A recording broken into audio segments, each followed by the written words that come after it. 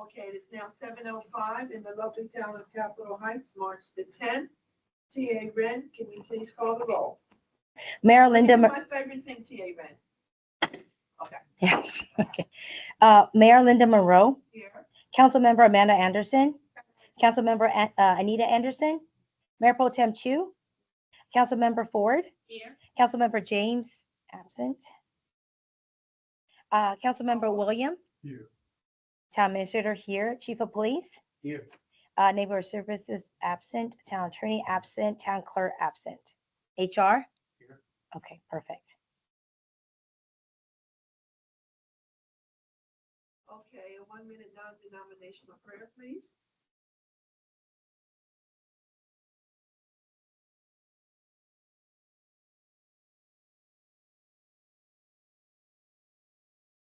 Thank you. In the midst of all this, I ask that everyone please silence their phones. Pledge of allegiance.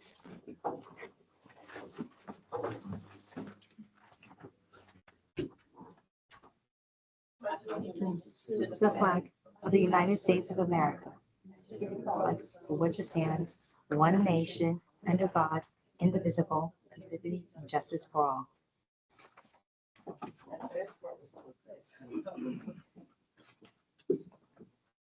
Okay, approval of the agenda. Ask somebody with a motion. Yes, ma'am. Second. Yes, ma'am. Councilwoman Anita, any nays? Motion approved. Okay, T.A. Wren, can you proceed with the meeting rules? Yes.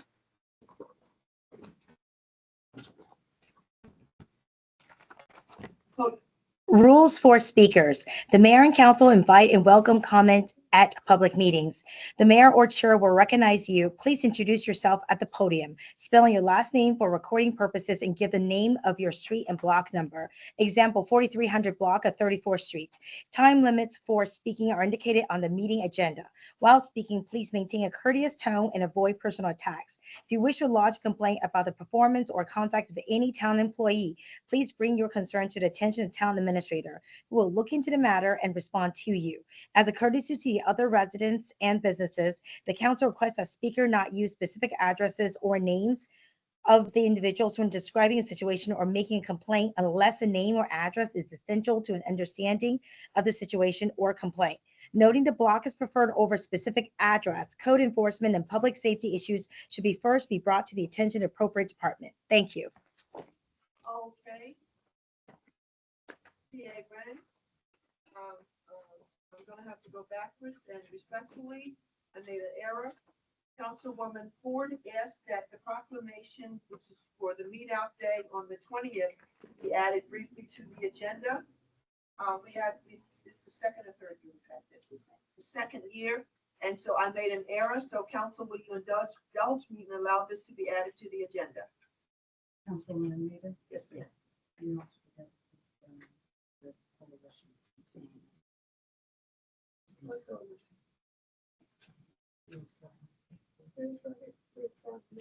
Oh, that's okay. All right, we okay? Thank you.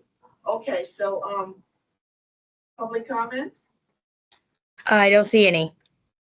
nothing on there? Oh, there's one. Miss Nita. Hold on one second. Hold on. Miss Finley. She's, Good evening. Can you all hear me? yes. Oh, good evening, Mayor and Council. I just wanted to ask a question regarding the trees that were planted along Quiet View. I want to know if the town will be maintaining the trees this year. They told us when they were planted that the town would, do the maintenance or whatever on them. And I just want to know if they're going to do that this year because they haven't really done it since. Yeah, Ren, is that something you want to address, or you want to wait until we can get back to Ms. Finley through Public Works? Yes, Miss Finley, I'm gonna get that information to you. So these are Okay. the trees, Quiet View. And can you just tell me like when it was planted by chance? I believe they were planted before COVID. Okay. I can't really say, Yeah, I'm almost sure it was before COVID. It was the previous administration. Understood. Understood. Okay. Okay. Okay. Thank you so much. Okay. Okay, Can you put it? 1 second.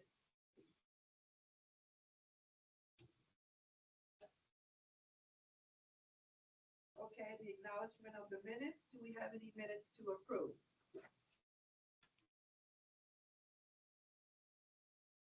Okay, Also, we can barely hear the mayor when she speaks. I guess I don't know if she's not speaking into the microphone. acknowledgement of the minutes.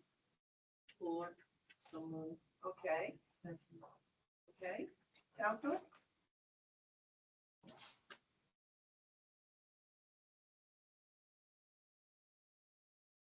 Everyone is good?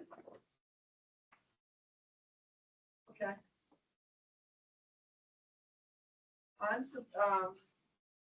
You're Dr. Perry. Yes. From Councilwoman Ford, yes, okay. Um, so this is recognition of March as American Red Cross Month. Okay, sir, I have it, and it is your preference. Do you want me to read this out loud? That would be wonderful. Wonderful, that is fine. I will come down here. Um,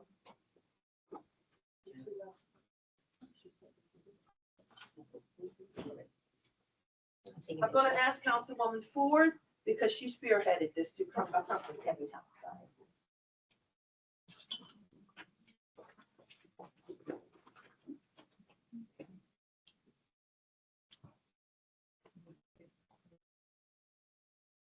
I'm gonna go over here and read it to you, sir.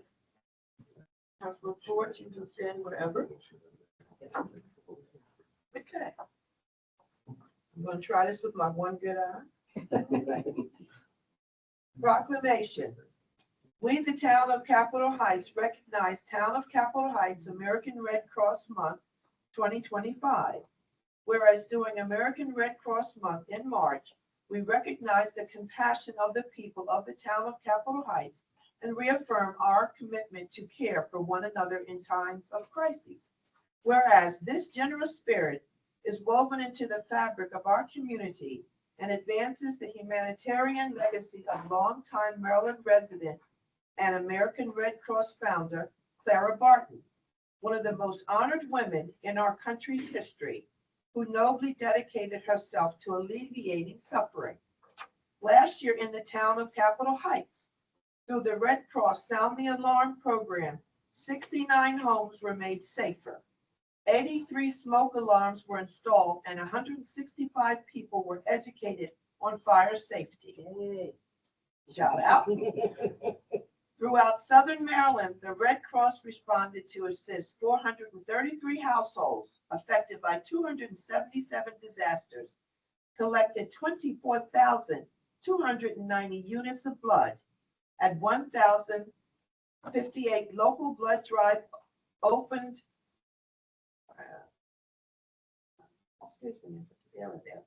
Opened a brand new blood donation center in Annapolis, with another donation center recently opened in Lanham this year.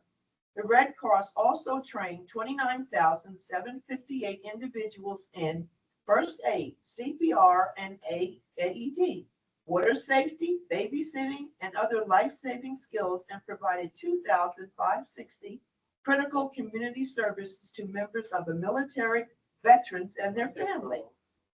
And whereas today, kind-hearted individuals in our community exemplify Barton's commitment as they provide a beacon of hope for our neighbors in need.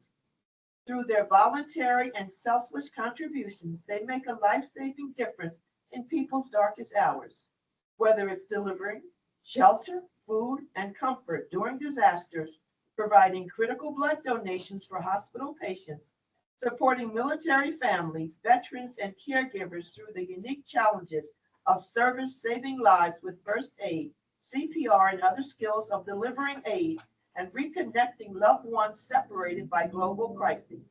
Now, therefore, the town of Capitol Heights hereby recognize this month of March in honor of all those who lead with their hearts to serve people in need.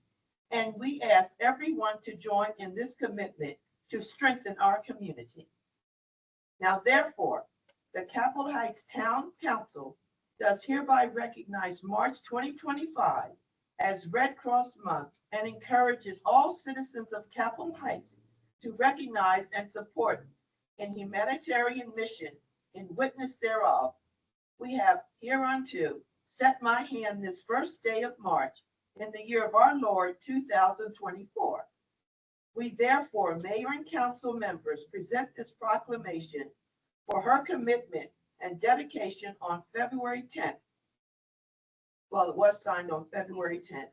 So today is what day? March 10th. We'll say March the 10th, 2025. Linda Monroe, mayor and council members. Thank you. Thank you.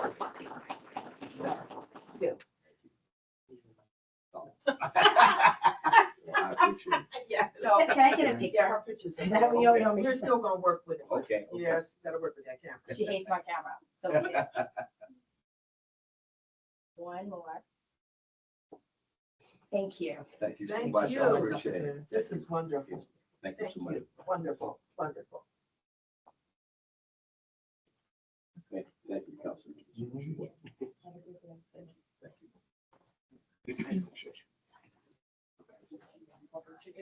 Oh, yeah.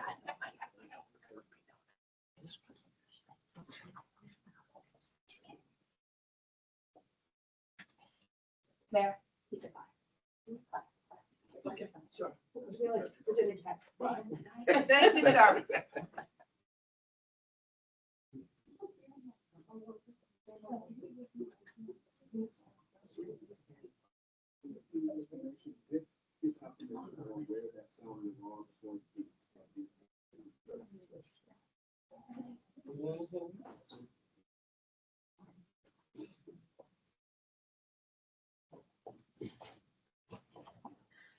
We good, see Erwin? Yes, but I gotta make sure the mic is on because I think people can't hear you because the mic may not be on.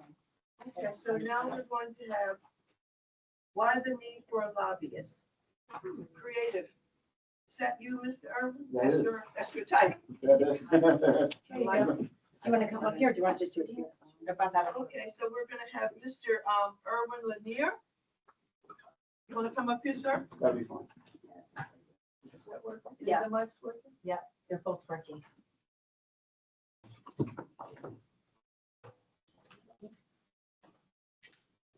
you want to sit here? That's fine. You got it? Yep.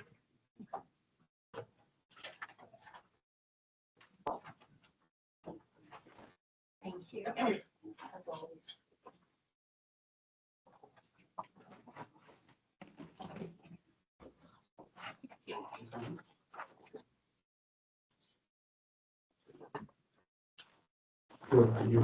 I can hear. Yep. See, Erwin, is the heat on? Is somebody, some people are hot? The heat is probably on, but I can try to turn it off. Yeah, as long as I think it's not. I'm also PW. Oh, gosh, he locked it. I can't do anything about it. Yes, sir, excuse me. That's okay. Well, thank you, Mayor, Representative, Council, for having me. My name is Erwin Lanier. I am a lobbyist, amongst other things. I know we've had conversations over probably the last year, and I appreciate you allowing me to come and just have a visit in regards to the importance of lobbying. I'm currently down in session right now with the session 25. A little bit about me, obviously, I'm a retired police officer. I have been lobbying local and state politics in Pennsylvania and here over the last 6 or 7 years. I've worked with my brother. So I have a wealth of knowledge, of great relationships as well. What I propose to do for the town is to create relationships, right? And you create relationships by understanding what the town's needs are. I'm familiar with Capitol Heights only because when I started here, this was my first beat. So I'm interested not just superficially, but historically. I understand where the town's been and where the town needs to go. My specialty is to create innovative ways so that the town can understand what's coming down the pike legally, statewide and countywide, as well as attach itself to those types of funds so that it could share. I'll give you an example.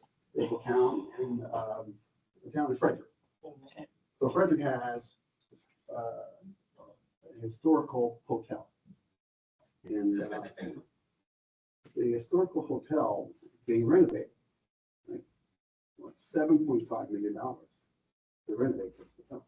And this is this year. So my question to lobbyists is, okay, but we have a deficit, quote unquote. So when you get into budget and taxation, you attach yourself. And you're saying, okay, well, if you can do it for them, I don't want to begrudge them, but you ought to be able to do something for Capitol Heights. That's a perfect example. Now, obviously, that's something that's possible. But just want to give you an example of what I do. I just read, I follow the funds, and I make sure that things that are coming down the pipe that may affect the town can either be, sometimes it can't be avoided, but if you know they're coming, you understand and make plans for those. So right now, you can go on my website, lanierstrategies.com. Those are just some of my clients I have. I think I've only listed maybe 9 or 10, but I have 16 clients. I'm very efficient because of my firm. We run lean so that we can be specific with every town, council. We believe that we can help the town in regards to those things, to have a presence, a solid presence.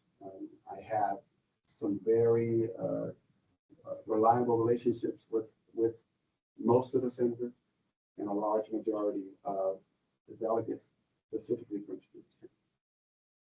So beyond that, if there's any questions, I know the website could probably answer most of those, but if you have any questions, I'd surely like to take some. Mr. Lanier, thank you for your presentation. I'm glad you did talk about the deficit that we're currently in.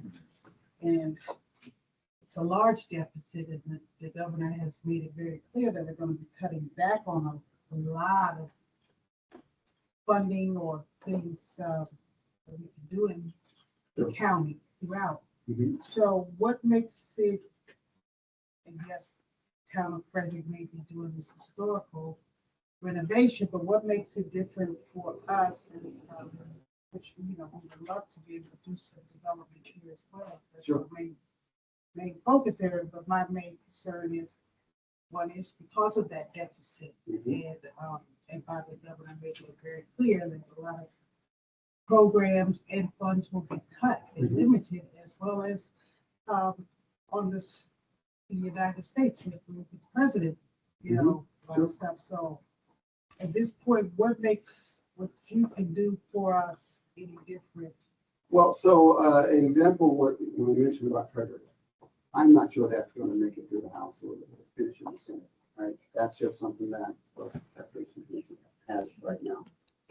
With the political climate and with revenue and the deficit and all the things that are entangled right now, what gives you the advantage of having a lobbyist that understands the culture of this country is that you create what you call a head of steam, right? Whatever's going to happen this year, we really can't control, because I don't think anybody, very honest on the Hill, organizers, knows what the outcome is going to be for the next 60 days. But if we can be strategic and create that alliance, coming out of budget season, working on it over the summer, having special sessions, next October, when they start to have bill hearings and such, then we can attach ourselves to a strong bill in that case, or if there's a funding issue, and attach ourselves to it so that it'll go through the House and the finish it. So it's kind of an underground connection that you get. I understand what you're saying. Even right now, federal workers, we're sitting on pins and needles come Friday. Yes, The likelihood of a budget being passed is slim to none. sure. So we're gonna be sitting home for God knows how long. Sure. So that was my main concern is to, and I understand what a lobbyist does. Because, as we've had some here before giving our presentation, so Sure. it's just, I'm just a little concerned about with our large deficit. We're not gonna be out of that large deficit by next year, budget season either, because the governor's making a real clear play that it is an enormous one. Sure. Sure. And Well, if a lot of federal funds are cut out for us, Mhm. the paving road is enormous, and they gotta build that bridge, or they're building it, but Yeah. So I think we really haven't gotten to, I just wanted to avail my contact to you and for you relative to what we're talking about. And it's budget conforming. I'll just put it that way once you read it, see what that's necessary. So I get it. And I just, to be very frank, lobbyists are not just for good times. In some cases, they're just as important in bad times because you're ahead of whatever may be coming down and that's grappling with all kinds of out there. So I definitely appreciate it. The answer with question. my last question. What will you do different than we can't already do for ourselves with regards about funding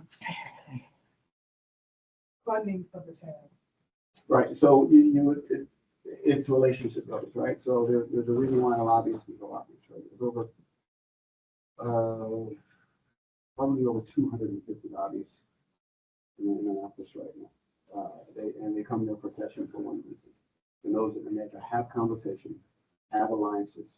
And if you're not there every day in those hallways, if those senators and delegates don't know who you are and to share pertinent information to either piggyback, dovetail on certain laws and bills, then it won't happen. It doesn't happen through a phone call. Matter of fact, after about March the 3rd, I can't get a telephone call with any senator or any delegate. They're not going to return any. And I literally have to catch them going into session, coming out of session, going to lunch, coming from their car, going to the parking lot. And that's your time. And those things which you're allowed to ask their sentiments about certain bills that you work with.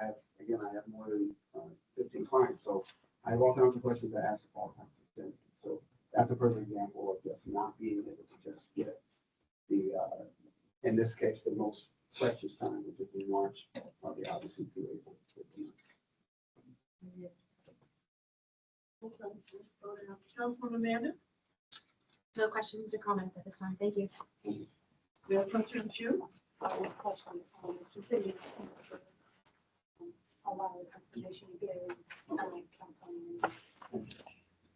Councilwoman Ford. Thank you. I appreciate you coming and presenting. You did answer a lot of questions. I do see the fee.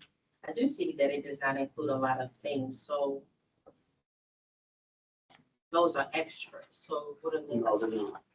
so if this Yeah. is the monthly fee does not include certain expenses, so would that be fees outside of? That's fine. No, I put that language in just in case I have certain clients I have to travel for and those types of things. I could get those things approved before I actually travel.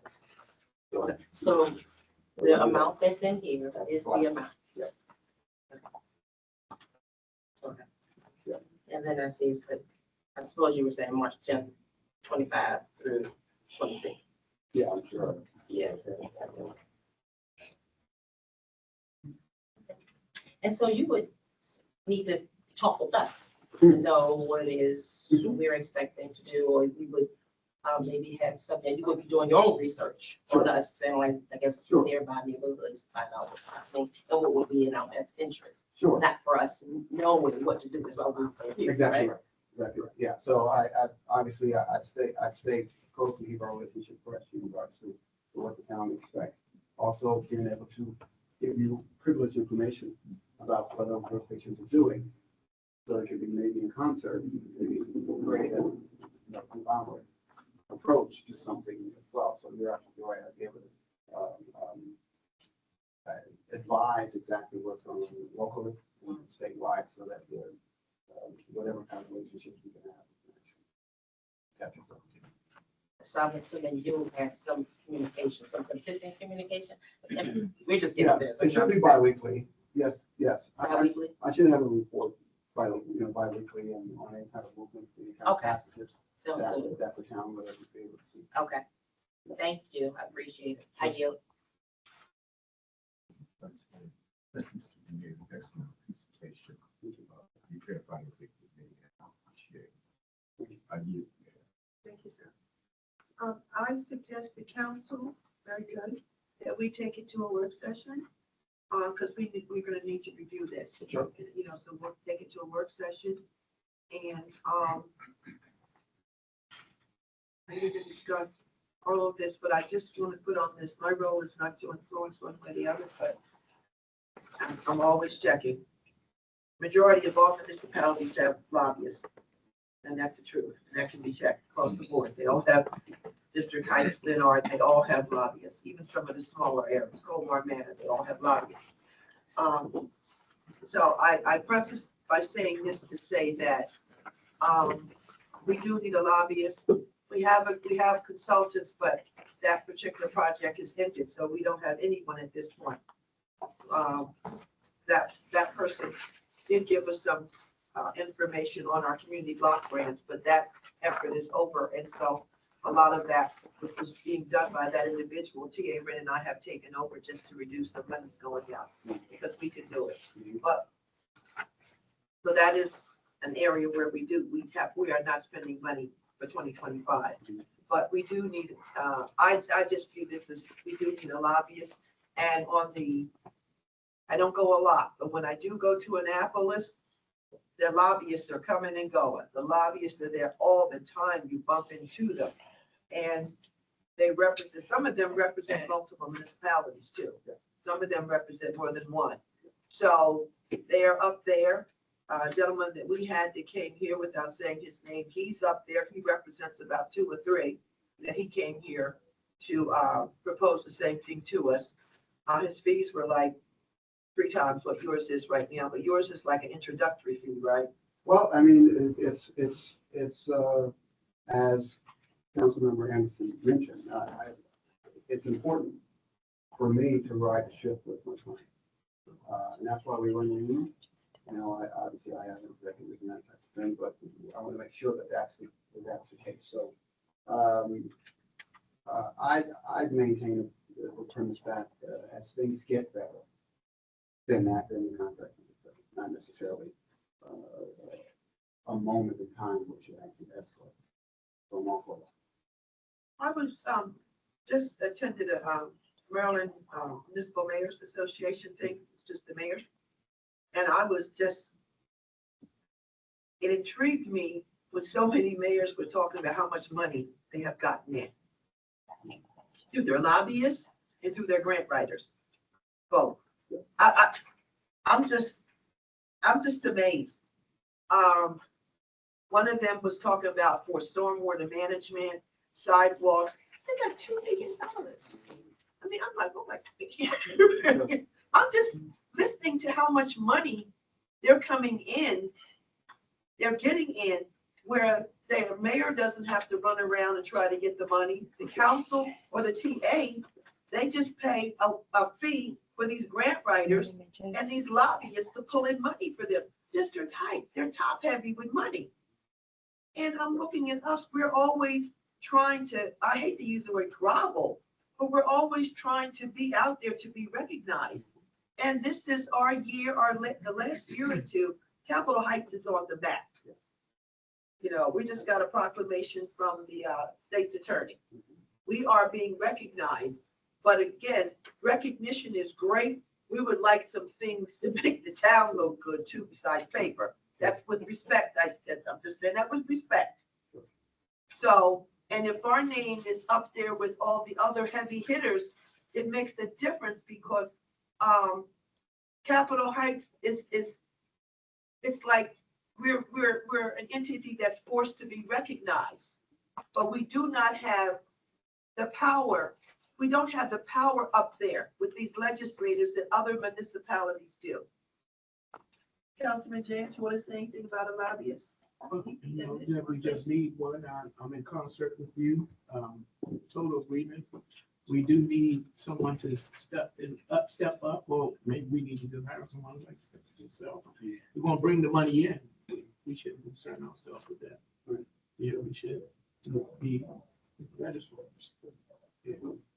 Well, I mean, that's obviously that's one of my roles to represent the town, is to make sure again that budget and funding and revenue are obviously very key components to what the town, I mean, obviously everybody wants it, but in tight times, it really is about relationship and alliances that should go backdoor policies. We don't want necessarily a bad name. That's what happens. But that's what lobbyists do. You put our name out there and you speak for us. We have voices, but we work, we do different things. We don't go up to, when they're in General Assembly, we don't go up there for 3 months driving back and forth trying to lobby for this town. So who puts our name out there? I go up, but I'm just one person who goes periodically. And I just think as a town, we need some. T.A. Ren? Yeah, I just want to, obviously, this is the mayor and council, decision and so forth, but we could really do with his help even this Wednesday. So a lot of people going up there, there's bills that's in play that will affect us. It's across the board for everybody, all the municipalities, as you already know. However, it affects us specifically as well. I would love it, like if we can just not wait till the work session, can we move up like a little sooner? Because we have another public session, like, on what is it, the 24th? Is it possible to do make a decision just so that we can wrap up, so we can actually give the possibility of moving forward with a lobbyist sooner than say in April? Because I'm just making that request to see if that's possible. We can actually ask the council if they want to meet sooner on that decision, if they want to discuss it tonight. Can somebody put the conversation on the floor? If not, we can go with that conversation. You want to talk about it? So if you don't mind.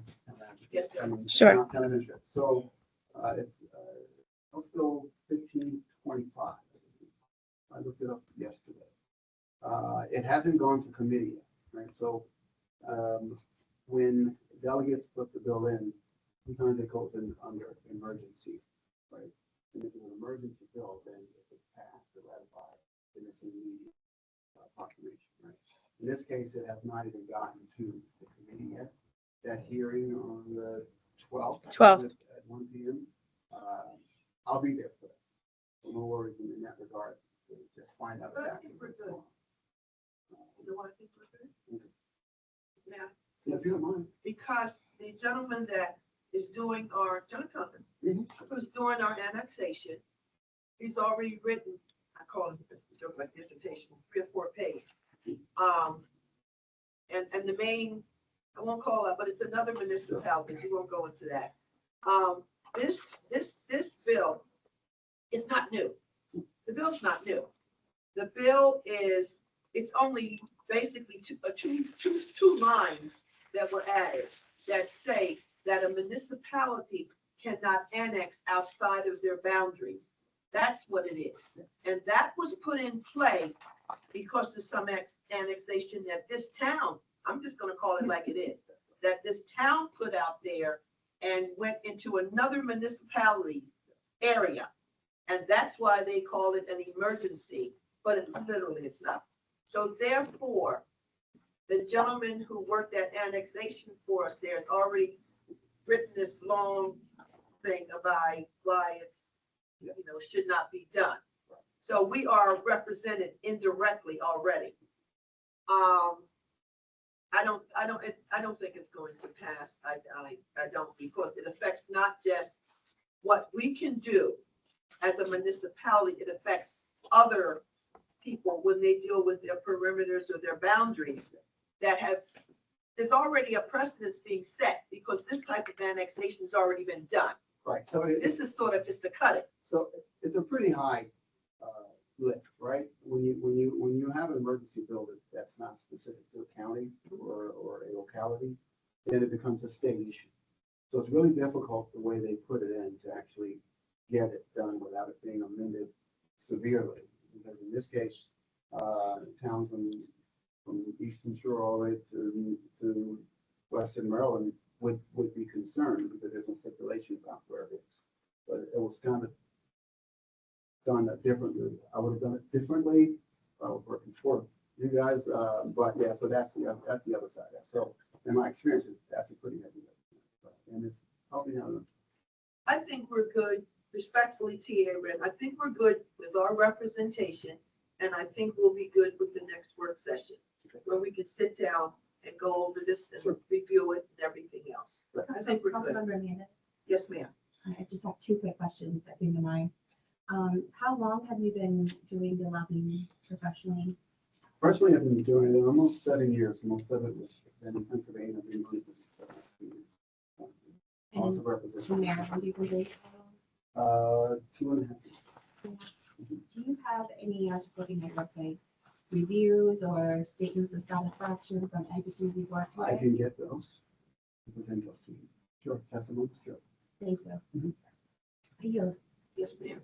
Anything else before we move on? Councilman James, Yes, sir. I had two things as well. I need a special note under this contract agreement. It says the monthly fee does not include the expenses of Maryland, for the Maryland state registration, meal, parking, things like that, related to the lobbying that you'll be doing at that specific time. Right, so So how will we even know that you're lobbying on our behalf? right, so in that regard, and I think you mentioned like when you come in, the fee's gonna be a fee. There's gonna be a law. Oh, okay.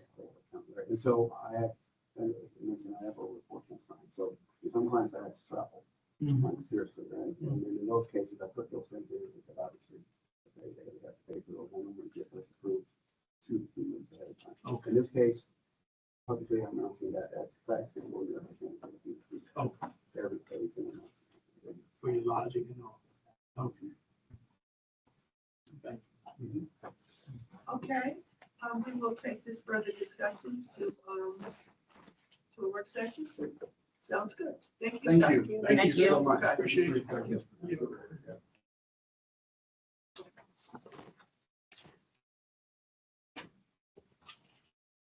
Okay, Ms. Wren, you're up. Approval of the general order cost expenditure resolution 2025-04. Yes.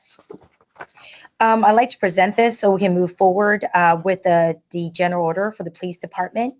I'm going to just read it. The Town of Capitol Heights, Resolution 2025-04, drafted by Town Administrator, introduced by Council. A resolution to approve the expenses related to the updating of the general order of the Town of Capitol Heights Police Department. Whereas the safety and well-being of our police officer and the reputation of our police department is of paramount importance, and whereas public safety agencies and local government organizations today face a multitude of challenges in keeping personnel safe and healthy, reducing risk and maintaining a positive reputation. And whereas the town needs to continually monitor changes and trends in legislation, case law, and best practices, and use this knowledge to create policy, training, wellness, resources, and funding services that minimize risk and help our police department to effectively serve our community. And whereas LexiPoo provides solutions that are designed to save time and money while protecting our personnel and community. And whereas LexiPoo currently serves more than 10,000 agencies and municipalities and 2 million public safety and government professionals with a range of informational and technological solutions to meet the challenges facing these dynamic industries. Now, therefore, be it resolved by the Town of Capitol Heights Council that the costs related to the updating of the general order of the police department be approved at the cost of $16,816.50 based on the terms and conditions as outlined in attached proposal quote number Q-99042-1. Be it finally resolved that this resolution shall take place effect upon adoption, passed this blank, hopefully 10th day of March 2025, the town of Capitol Heights by mayor and council. Amanda Anderson, Anita Anderson, etc. And then certification by TA or Joy Wren, town administrator. Can I get somebody, I know this has been out for, well, I don't know about 1 week, 2 weeks, but I know it's been out for a couple of weeks for review in an email format. So can I get somebody to put a motion on the floor, please? Councilwoman Chair, I'll make a motion that, we approve resolution 2025-04. Second. Second. Any comments? Councilwoman Anita. Councilwoman Anita? This software have to be updated. May I ask? Okay. Question. Yeah. Yes, ma'am. Well, when there's updates and new updates and so forth, it's often. But I think acting Chief Megasuba will probably be able to answer that better than I can. Would you be able to? So every time that we get new laws and policy, with the police department, we automatically update to general orders. So we are current with our policies. We're currently what, sir? I said then we'll be current with our policies. Okay, then, so each time something is updated, the general orders are updated, do we have to pay a fee for the updates? Yes, so it is, if you look at the proposal, it's two different type of price. The first price for general order update was 16,000. There was extra $5,000 for a new updates that come in later on, maybe 6-7 months, whatever, get new policies. So you cannot get just the update by himself without getting the whole, how you call it, the whole service.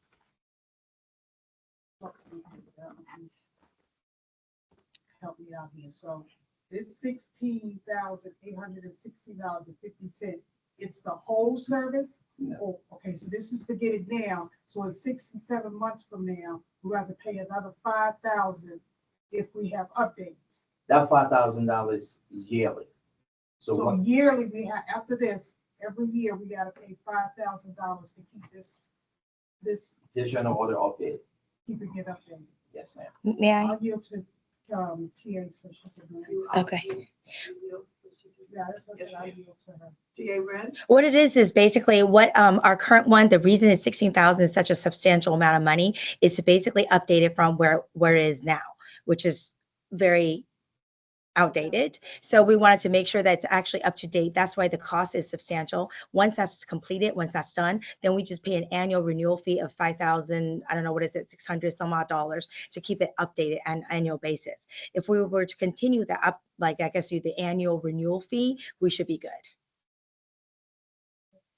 Help me with my understanding, that I yield. Okay, just to tell this council, under the administration from 14 to 18, we were the ones that brought in Mexico. The mayor at that time thought it was a good deal, and we did pricing, and they are used for all the municipalities. So this town, it's not a new thing. We brought it in, and it just was not kept up. That's why we have to pay such a high price now, because it was not maintained. Councilwoman Amanda? Yes, was it not kept up because we didn't pay, because we didn't initiate the orders to change it?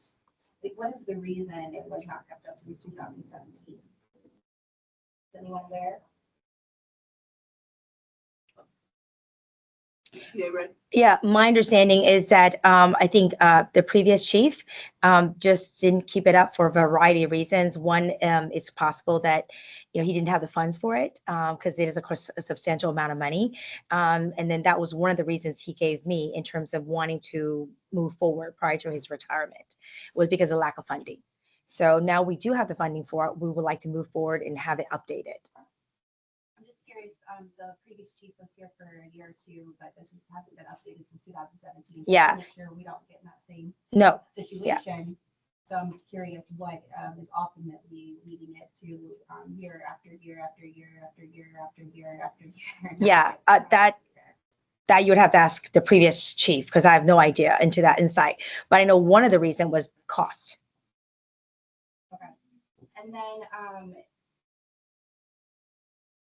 And then did you say it's automatic, that they automatically do it, or it's something we initiate? What do you mean when you say, can you quantify that? Like these changes that are made to, are they, because we're paying this money, this $5,000 every year, it's, we're putting our faith and trust that it's being taken care of, or is it on us to initiate those changes year after year? When we basically pay the fee, we become a member. So then for all the updates and all the information will be pushed to us, and we'll have that information. So I would say it's on both sides. It will be us to also make sure that we're up to date. At the same time, they'll make sure that they'll provide us with that information.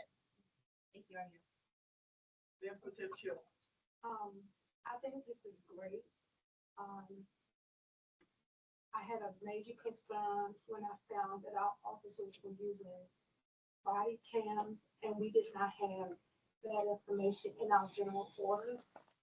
So, when I went on PG County's, website for their general orders, they had a 908-page document, which they had several general orders updated from 21, 22, 23. And so I felt like, the move on this was a great move for our department, so that we can be, in satisfactory compliance. And I yield. Okay. Councilman Ford. Yes, thanks. I appreciate it. I did leave my comments in an email, and I'm assuming we'll receive the information. From TA, thank you so much for the other questions that were asked. It kind of gave me some clarification. But I do want to know, one other thing is that they will be doing it. So it's not us, so that. Yeah, they'll be doing that. Saying, I'm getting what you said. They will be doing it. Right. So It's a not service. us doing anything. That's why the cost is so high. Yeah, because they're the authority that basically will update all the manuals and information to make sure that we're up to date and compliant. So therefore, once that's done, and once we're compliant, up to date, they'll take care of all that. So Right. it's labor and Keeping us in compliance with the laws, Maryland laws. Yeah. I understand that part. But then there are some things that are specific to our town, right? How we do things, right? Are those directives or whatever you call them, general orders that we would Yes. generate? Yes, yeah, but this is a general order basically from, the state, basically from overall policing. We have a copy of our general orders, just for our information, just the old one, just for our Yes, information. we can get that for you, no problem. That's it. Thank you so much. No problem. I do.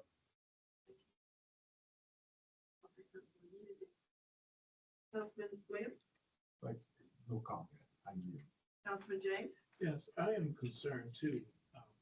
How did we fall out of compliance? Okay, if Lexipool is supposed to automatically update, there's no responsibility from us to notify them that we're, not in compliance. What triggers that?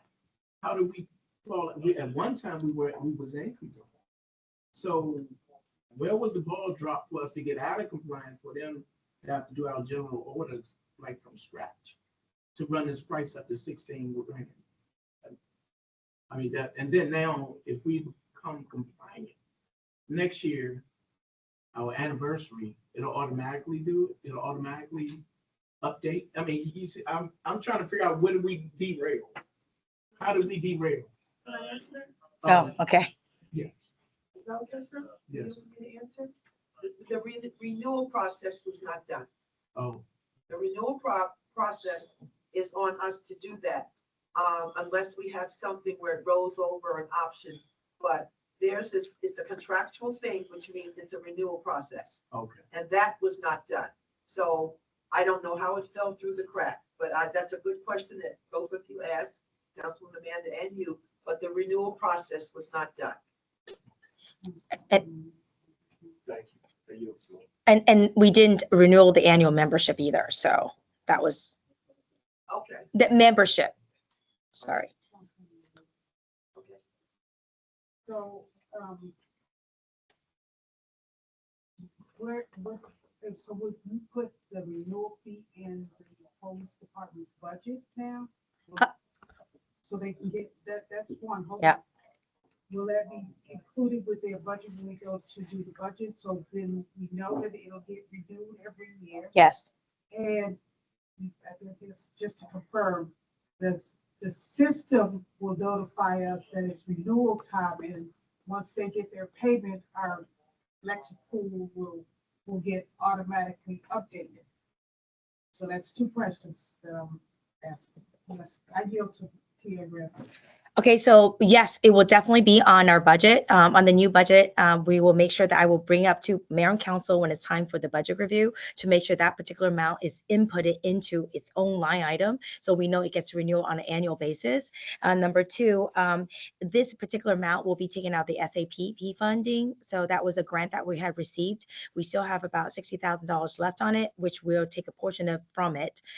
So it doesn't come from operational funds. It's just an excess of money that we had in the SAP fund that we received, the grant we received for this year. And I think it's a situation where you get the annual membership. It's like any membership fees, any membership you do, they'll remind you, but it's also, I think, will be on us to make sure, and I'll put on my notation to make sure that it's renewed, we get our latest and most updated information, and that, it's a two-way street. So they'll remind us and we'll remind ourselves to make sure that we get everything updated as it comes through, since we're paying for it. Does that, Yeah, thank you. Tia. was that wrong or, No, okay, it's fine. Thank okay. you. Okay, is a motion on the floor. Can you please call the vote? Erwin? Yes, Councilmember Amanda Anderson? Yes. Councilmember Anita Anderson? Mayor Pro Tem Chu? Councilmember Ford? Yes. Councilmember James? Yes. And Councilman Williams? Okay, so it passes. Motion passed, majority vote. Okay, we have the approved the reappropriation of funds resolution. That's a lot. Yeah, do I need to read that again? No, we read that. We did have a first reading on it, Yes. in the work session. And, well, anything you want to read for the clarification purposes? Councilmember Amanda. Yes, ma'am. I think we skipped a couple of items, maybe.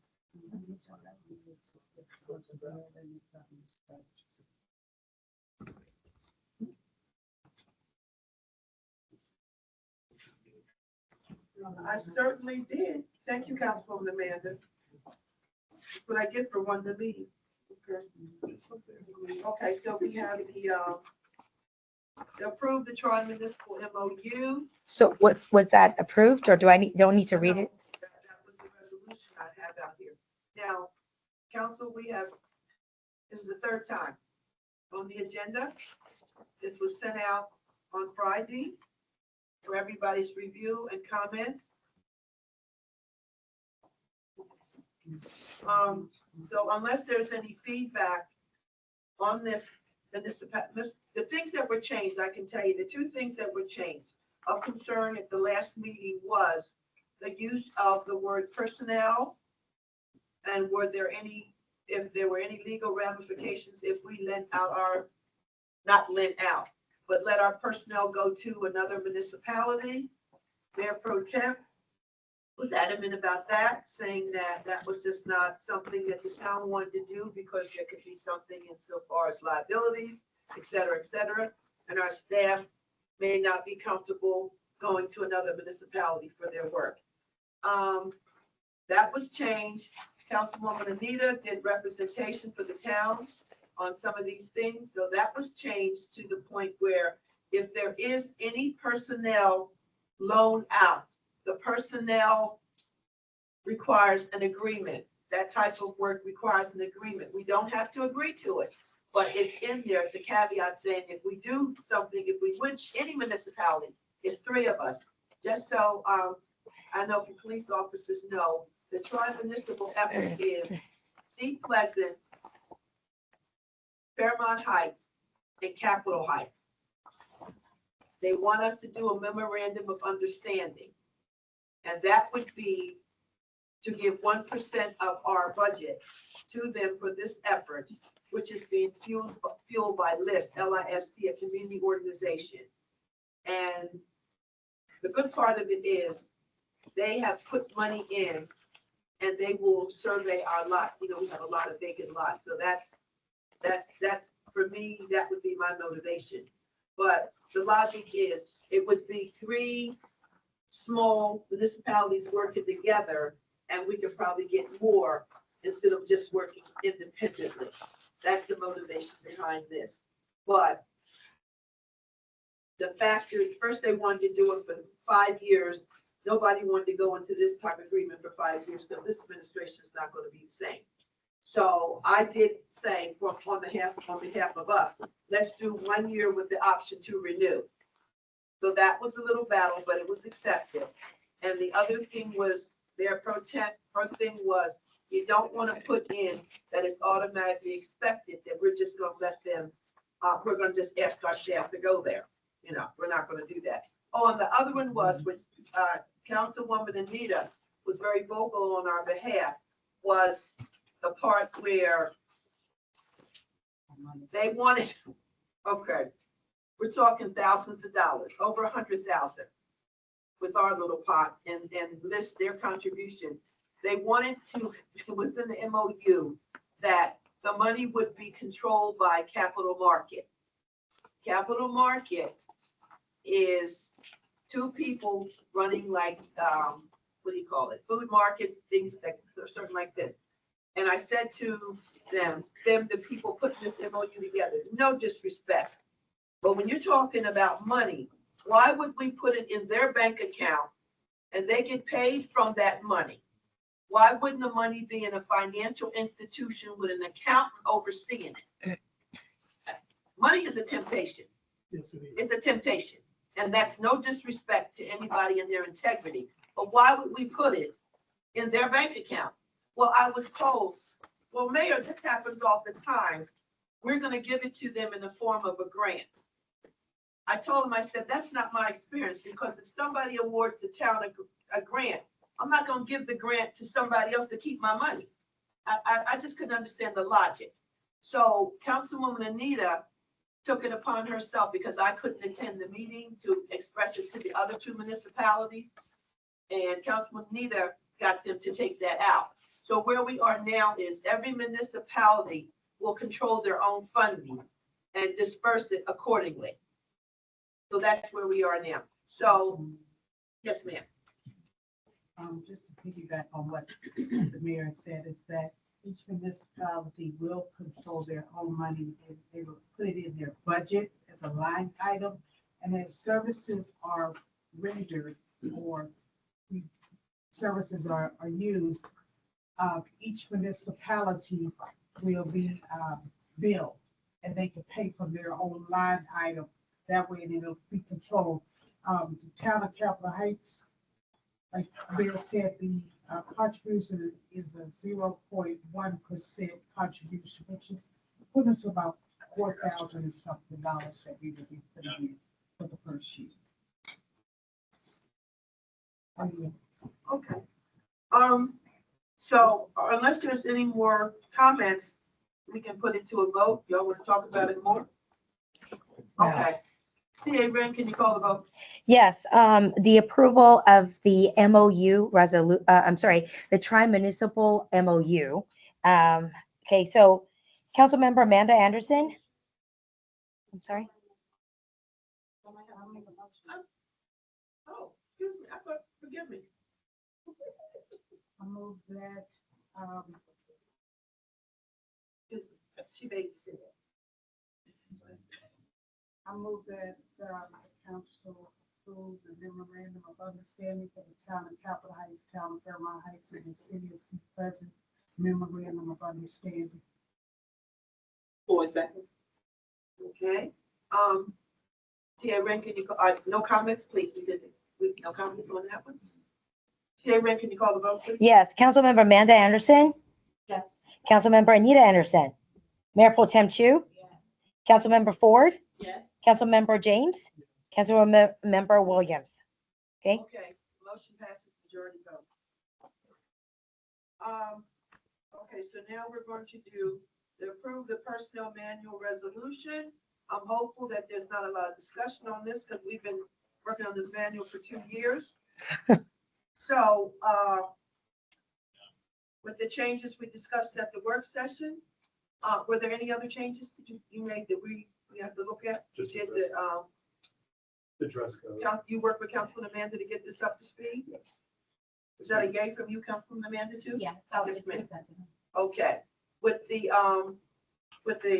putting the package together from Councilman Amanda, Mr. Green, can I get a motion on the floor to approve this revision of the personal manual?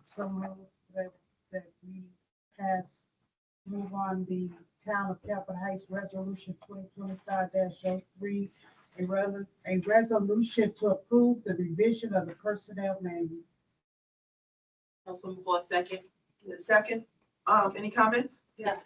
Councilwoman Chair. Okay, We had another addition. It wasn't just a dress code. I thought we were also supposed to update the section where we added, HR will receive all applications. Move to approve resolution. Yeah, because now we have an HR department. I thought we had to change that language in the personnel manual. That was in, Forward. I believe that was in an email that was circulated amongst mayor and council. I wasn't included in that email. no, that was about the committees. Yeah. We're not putting the committees in. Right. The committee chair was there. We're not doing that simply because your committees changed from administration to administration. You don't want to put that in what basically, it's a living document, but you still don't want to put that in there. Okay, because the resolution supports any actions of that committee. Okay, so, what do you talk, go ahead. No, but we said that we would include HR in the language. Remember, the personnel manual didn't have HR in the Oh, language. And we that's said true. that we would include HR because now we have an HR department. Okay. So instead of the application coming to the TA, they will go to our HR department. Here's what we got. I know you were gonna say something. Here's what we got. There's a motion on the floor. You got a motion on the floor. You got a second. Who seconded the motion? Okay, when you have a motion on the floor, you're gonna have to vote it down or whatever you want to do, but you can't table it. You got a motion on the floor. So at this point, you can move this motion, but you can move it with the applicable changes. You can amend it to say that those changes have to go in. What do you want to do? Yes, ma'am. Okay, so I thought that we included HR. We did replace that when we were in a meeting, and it's not an HR department, it's HR. Right, you made that correction. Councilwoman Chu, is it her? You have to Can we have a copy of the final with the resolution? I mean, it's just the resolution. Yep. Let me tell you what. Vote it down, and we're gonna have to come back. Why? That's what we're gonna have to do. No, What- because we why? cannot, we're on the subject. I'm gonna have to make these topics shorter. So my point is, if we're gonna have to go back and forth on what we wanna do on that, if you cannot amend this resolution, not the resolution, the motion, then we're gonna have to vote it down and come back with whatever the changes are. Councilwoman Chu. Okay, she got the floor. So we had already done that, so that was the final. But I'm just asking, when we get resolutions, can we get a copy, because we crossed out what we had and we added HR, and we took off HR department. We didn't.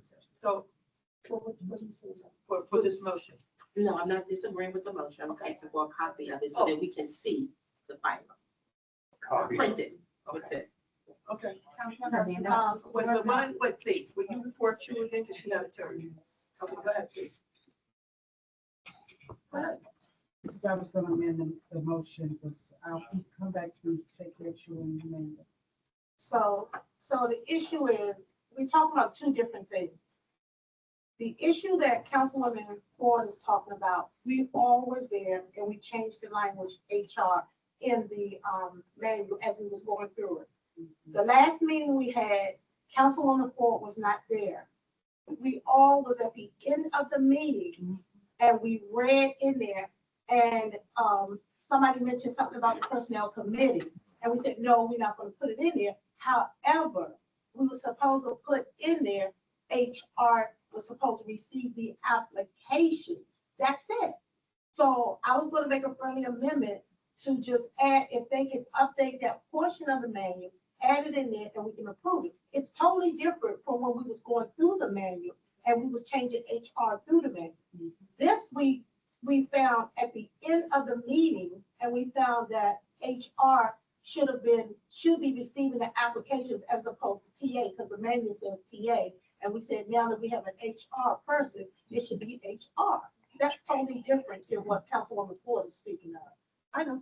Oh, okay. So I was just gonna make a friendly amendment. No, let her go and then make the amendment. Okay, I Does yield. she- I yield. Oh, you wanna talk or you wanna just let her? No, thank you. Okay, can you make your comment? Yes, I'd like to make a friendly amendment. Okay, I'd like to make a friendly amendment that we include the word HR instead of TA in terms of receiving job applications, in the manual. And approve the manual. Do you accept that amendment? You accept it? Okay, can I get a second on it? You accept it? Okay, can we call the vote? Yes. Yes, ma'am. Okay, so I just want to make sure. She says you want to include the word HR instead of TA or in addition to TA? No. Okay, got it. I'm writing this out instead of TA. Got it. Okay, so, so Councilmember Amanda Anderson? Yes. Councilman, Excuse me, everybody, right. please, respectfully, okay. TA Ren, HR, the comment was made here that can we do, and respectfully you, can we do TA, HR/TA in case we don't have an HR? So it covers both. I don't know. Okay, so let me revise this. Okay, Okay, is that okay? okay, so I just say move to approve resolution 2025-03, a resolution to approve the revision of the personnel manual. Friendly amendment by Mayor Pro Tem Chu. We include the word HR. No. You put, wherever you have, what's the thing? TA, you put HR/TA. Got it. TA, accepting the resumes or whatever. Okay, Not everywhere, accepting resumes and things, right? Right. Okay. okay. Accepting resumes. Okay, that's fine. So it's HR/TA. Okay, Call vote, please. yes. So Councilmember Amanda Anderson? Yes. Councilmember Anita Anderson? Mayor Pro Tem Chu? Councilmember Ford? Yes. Councilmember James? Yes. Councilmember Williams? Okay, 6 ayes, no nays. Approved. Okay. Okay, Councilman Ford has a critique, what is it? No, it was just. Department. And the whereas, the first whereas, it should just human resources. She said you have department, you need to take that out in your resolution. There's no Okay, which sentence is that? First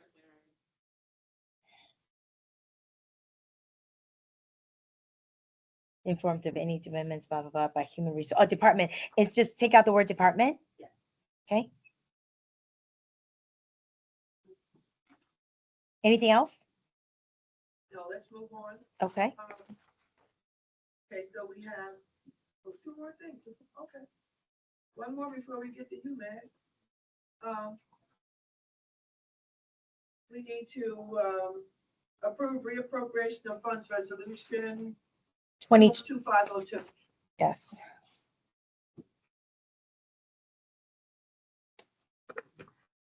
And you wanted, because you read it, we went through it for 90 minutes. So you want to tell us what the changes are? I think Councilman Amanda asked for more explicit details. Yes. on How, what the monies were for, et cetera, et cetera. Yes. And I think Councilwoman Ford, as the finance chair, wanted to hear that too. Yes. Okay, Um, got it. so you want me to read through it? Not the whole thing. But every one line item, I've changed it Okay. because I want to be clear. Okay.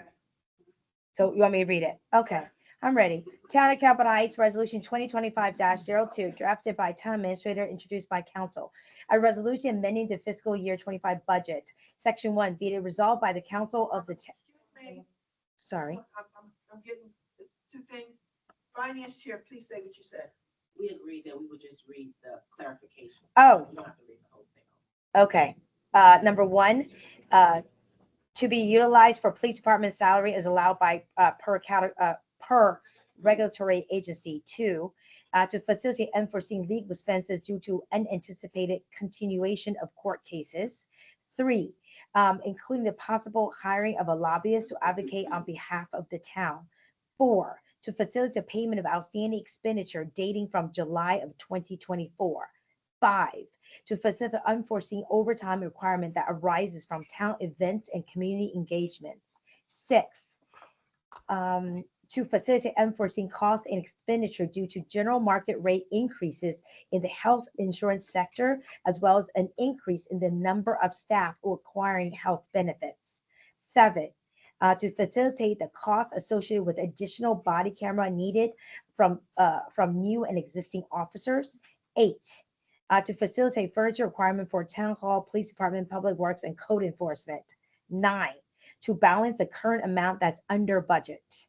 10, to facilitate payment of additional public safety signs, such as the solar power stop signs to be installed at Capitol Heights Boulevard. 11, to facilitate costs relating to the continual maintenance and upkeep of town facilities, roads, sidewalks, signs, equipment, and similar.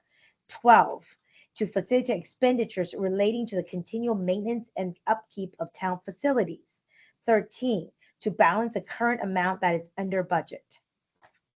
That's it. Okay. Can I, before we do comments, can I get a motion, someone to move a motion to approve this reappropriation of funds? Ford, so moved. Okay, Councilman Ford, Second. all right. James and Councilman Anita, both second, okay. Any comments? Yes, ma'am. Okay. I have one comment, but, excuse me, We went But, through this. Okay. I'll make statement for next month. I just wanted to see if we can add additional locations for the solar, stop sign. Because if there are 2 more locations that I would like to see that until we can get the stop sign cameras at those locations. We can do that on, however you want to do it. We can move these funds now. Okay. Okay. Thank you. Did you get her critique there? She would say, Mayor Pro Tem? No, Mayor Pro Tem, tell her what your critique is so we can add it. I wanted to add 2 more locations for the solar stop sign until we can get the stop sign cameras at those locations. Yes, the funds are readily available. This was a test case. She's just telling you. Oh, yeah. But I'm- future like tomorrow, but we're gonna pass this one now. Okay, Okay, can you please take the vote? yes. Councilmember Amanda Anderson. Councilmember Anita Anderson. Mayor Pro Tem Chu. Councilmember Ford. Yes. Councilmember James. Yeah. Councilmember Williams. Awesome. 6 ayes and 0 nays. Approved. J. Ren, are Yes, you going to report for Public Works? yes. And, And Mr. Green is going to report for code enforcement. okay, so they're gonna do that. Okay, let's start with the police, Sergeant Mack. Acting Police Chief Mack, forgive me.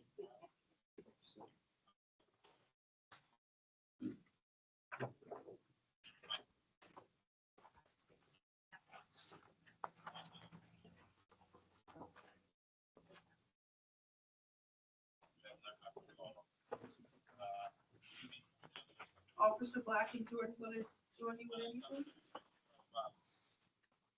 I didn't know there was coming. Oh, great that you're here. Y'all want to say those things when you talk? No, I don't have, no. Okay, all right. You know, I give y'all about 50 seconds. to decide. 50 seconds. Oh my God. It's like, okay. I'm so gracious. You got it. Good evening, Mayor, City Council. I'm going to provide the update for the last 2 weeks since I was here. We came up with a crime watch. The crime watch is a notification tool to let our neighbors know, even our residents, know what's going on in town of Capitol Heights. So every serious crime that's occurring in town of Capitol Heights, I personally put it on social media. And sometimes one street send it to you guys by text messages. And some of you guys will receive it. bi-weekly or daily. It depends how soon as I get those information, then I send it out. I'm just putting it for the West, So we had, for this count, the first count was, we had an incident at the post office. A man was assaulted. He came to the police station because that was the closest police department here. And give us the lookout information on the suspect who did it and the vehicle. And as soon as possible, then I was able to write a narrative and send it out to all the residents. If somebody seen it, please call 911, let us know what's going on and how we can apprehend this subject. The second car wash was a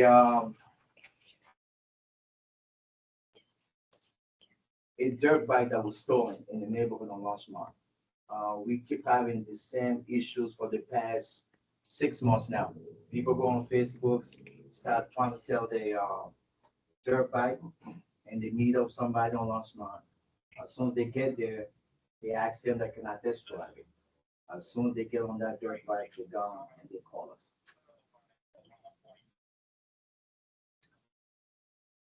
So our schedule was implemented March 1st, 2025, and everybody's up to date with the new schedule.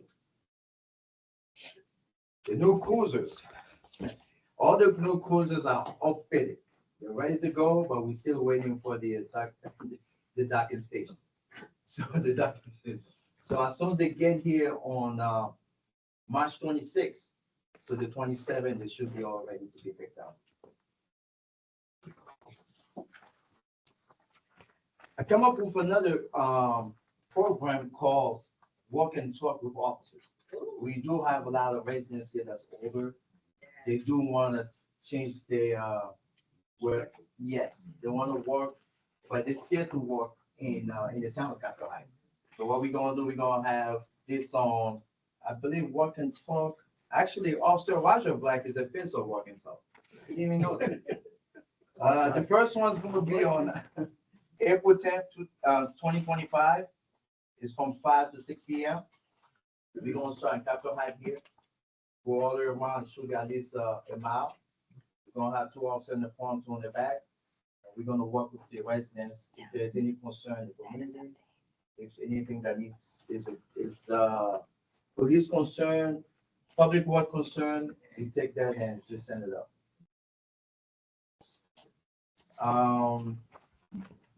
Capitol Heights Police Department visit Chaplain Walter Reed, who just had surgery 2 weeks ago.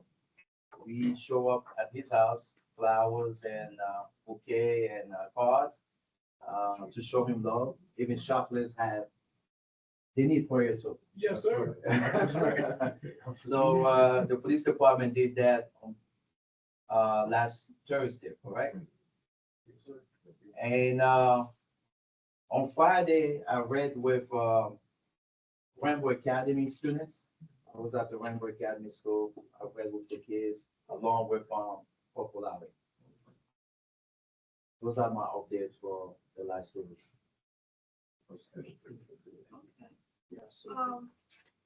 Council, you want to open? Oh, okay. I remember last week, Councilwoman Amanda asked if we could get the stats, the report for the stats for the month. Yes. If we can get that. Also, with this incident that just happened this weekend, I wanted to know if we had cameras inside the cars, and if not. Under legal advisement, we cannot discuss this in an open forum. As also, this is from the attorney, and it is until the Attorney General, that's why the Attorney General. Oh, I'm sorry, I thought you were talking, but you were, I'm skipping all stuff. excuse me, I thought you were talking about the case. No problem. No, I did. Okay. So, I know that we don't have cameras in our cars, and I want to know if, we can put that on our budget list to make sure that we have dash cams in our police cars. For the safety of not just, the, whatever interaction, but also for our officers. That is correct. We do not currently have in-car cameras. in our police cruisers. But there are big tools to be able to see what's in front of the officers. Usually when we conduct traffic stop, the dash camera is able to see us from the rear and it's orderly recorded, so we can hear absolutely everything that's going on. We currently don't have any dash cam. I yield. That's all. Is that something we want? Is that something we need? It is. It's a good Okay. tools So, for the officer safety. Because somebody could struck the officer from the rear. And with the dash camera, we're able to pick up the tags from it. And when, it's a very good tool. is that something you could get with TA Red and then bring it back to the council for support, Absolutely. you and your officers? Yes. TA Red? Sorry about that. I thought Mayor Pro Tem, I was gonna chime in on the dash cam. So you want it like this year, or we're talking about if to find funds for it for this year? We're just talking about for the next fiscal year. Oh. As soon as you can get it, if this is something we need to protect our officers with. Okay. Okay, I'll find some money. Okay, we I'll got find two money. here. I'll find some You money. think you need it? I'll find some money. You think you need it? All right, Okay, I'll go find some money. Brian.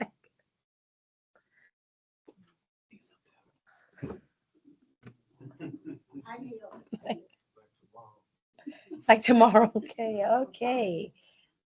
Everybody, okay, so, Councilman Amanda, we do our questions, right? No comments, thank you. Okay, Councilman Ford? Yeah, thank you for the report, and you always have your things so nicely.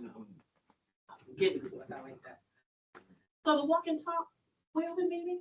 We go- Where are we meeting? We're Oh my gonna God. meet here at the town hall. Okay. I already have the route mapped out. So, I'm gonna take my uniform off that day. I'm gonna work. Oh, you keep your uniform on. No, we got other officers that gonna. Okay. I'm kidding. So what time, 5 o'clock? here at the town 5 hall? to 6. So will we pick up the seniors? How is that work? No, they're No, they're gonna Well, come from here. their building? I'm It- confused, like, what's, the seniors, they're gonna meet us here, they're gonna walk here? so, I don't know, they all drive, so I don't know. They'll get it if they want to come. No, because normally we pick up our seniors, so what I'm asking, will this be the same for, that's all I'm asking. what we gonna do, we gonna pass the flyers at the senior home. Or if we do have people that wanna participate, and now we're gonna try to work it out with the town hall. Okay. You guys still have a budget, right? Yep. So, I don't know, like, we have to go. We do. I'm good, thank you. And great idea. thank you. Councilman Lanier? No questions, thank you. Okay. Councilman Williams? No, excellent report. Like the chief of the super. Councilman James? Yes. And Councilwoman Ford got my wheels turning here now.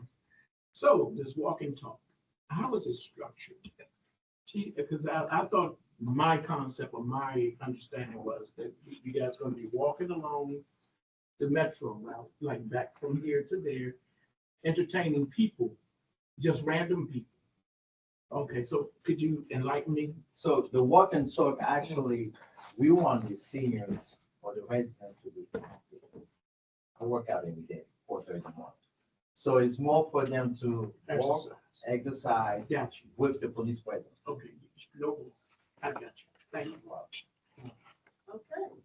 Thank you so much. TA Ren, you want to chime in on the police report? Yeah, it's excellent. And then they're actually doing a lot more. I talked to Acting Chief Meg.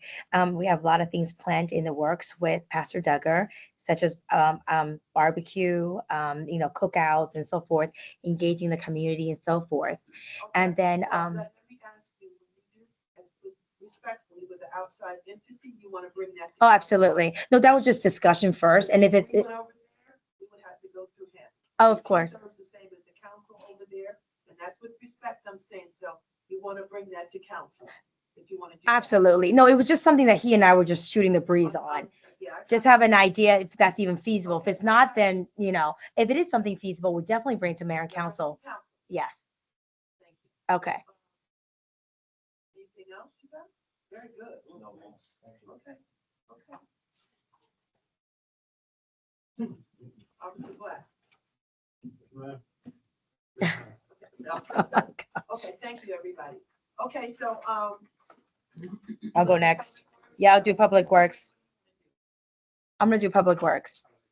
Yes. okay, you want him to go? No, can I go first? Yes, ma'am. So I can go make the revision so you guys can sign off. So the monthly summary report for Public Works. Basically, well, you have copies of all the paperwork. Bye, bye. But you guys have all the copies of the thing that I forwarded on to you guys. Just a very general ongoing task, obviously daily trash collection and maintenance of trash bins, recycling bins, and pet stations, repair and maintenance. They did the Opus lot. The Opus lot has been cleaned and paved. And I recently sent you guys the photographs. It needs to be curing for about a week. And so by this Friday, we should be able to physically move on it, as in like place items and things on it. So I'm excited. And then we're gonna get I guess you can say, what is that thing? A quote in regarding to the fence, because we need to complete the background of the back and as well to the left side of the fence and repair the front area of the fence. So hopefully we'll get that quote this week and we can start work on it by the end of this Friday. The modular trailers, we're working with United Rental to best utilize the modules. They're saying that they might be able to help us unload it to some of their contractors, or they might even pick it up themselves to utilize. Yes, the safety complex modules, yeah. But the Public Works did unwrap the modules trailers and they did their inspection. They took photographs to determine the next steps. The town bus remains at the body shop, the electric one. It has been test driven and inspected by fleet mechanics. It's basically confirmed ready for service, but body work still needs to be sorted because even though the electric aspect is done, unfortunately, someone ran into the electric bus. So now body works needs to be completed before we can utilize it. But fortunately, our own town van, the gas one that you all approved, thanks to mayor and council, is actually working perfectly. The only thing it waits is basically the wrap, but because we have so many requests from seniors, we're just going to utilize the bus before we have it wrapped, just so that we don't waste any time on it. And then that's going to go into effect tomorrow, the 11th of March. The bulk trash pickup, residents are reminded that Jada, our trash provider, will collect wrapped mattresses on Fridays upon request. To schedule a pickup, call 240-604-6077. That telephone number will be posted on our website and throughout social media and on our front glass bulletin board. And we will be passing out flyers to them so they're fully aware. Gas code, our new flow for the vehicles, our gas vehicles. We're going to get our codes for each vehicle this coming up week. Our trailer is working on cleaning the one that's on Old Central in preparation for the upcoming repairs for that area. Coffee with our COP program, Mr. Gibson was able to go and participate and assist the residents along with the mayor and vice mayor and as well as the chief and the police in that activity. It was a great experience. He wanted to add. Cintas is our representative for Public Works employee. Mr. Gibson met with them, made sure they have the personal protective gear in place, the appropriate protective equipment in place, and inquire about ADA machines and scheduled the CPR training sessions for them. In addition, just so you know, Public Works has been getting a lot of training, everything from defensive driving to a power tool, proper usage of power tool, a safe usage of power tool equipment, as well as landscaping classes to better support our efforts coming in the spring. And the projects in progress, obviously the wrap of the van or the seal, as well as name of Town of Capitol Heights on our van, as well as our code enforcement vehicles. The town hot water heater has been replaced and it's in working condition, which is wonderful.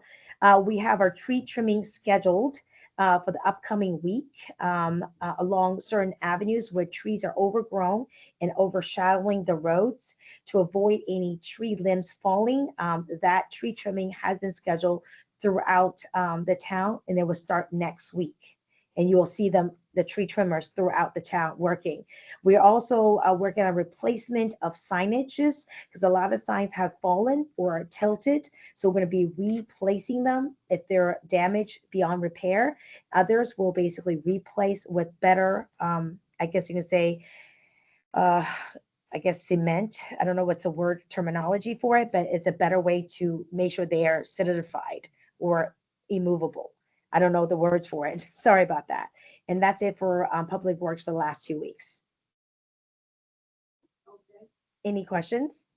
Councilman Jay. Okay. Yes, the speed humps, the recent ones that was put down, Yes. the signs that indicate that they are there Yes. have not been put up. Some of the signs have been put up. I physically drove out there. Some of them are actually on the post, basically next to telephone posts or telephone or the Pepco poles. Others were placed, but unfortunately they didn't do a proper job of it. I mean, the baseline, so it was tilted. We removed it to have it properly stationed, I guess is the word, stationed. So they're working on that this week. The signs have come in.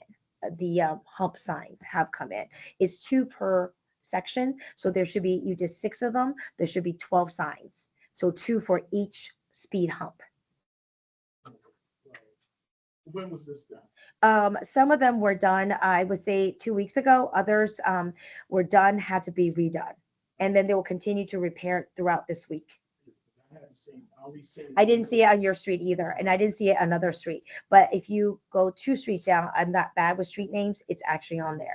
Capitalized Boulevard and Mentor does not have. Yes. Only on Noble. Yes, there is. Yeah. So they are poles that they don't have to worry about planning. Poles. Yes. So they can use the existing poles in the vicinity. Okay. That'll be sufficient. That'll be sufficient. Yeah. So what I'll do is basically I'll go out there again tomorrow with the guys to make sure that those signage are where you recommended or suggest. It could just be on the poles. It doesn't have to be a signage by itself. Got it.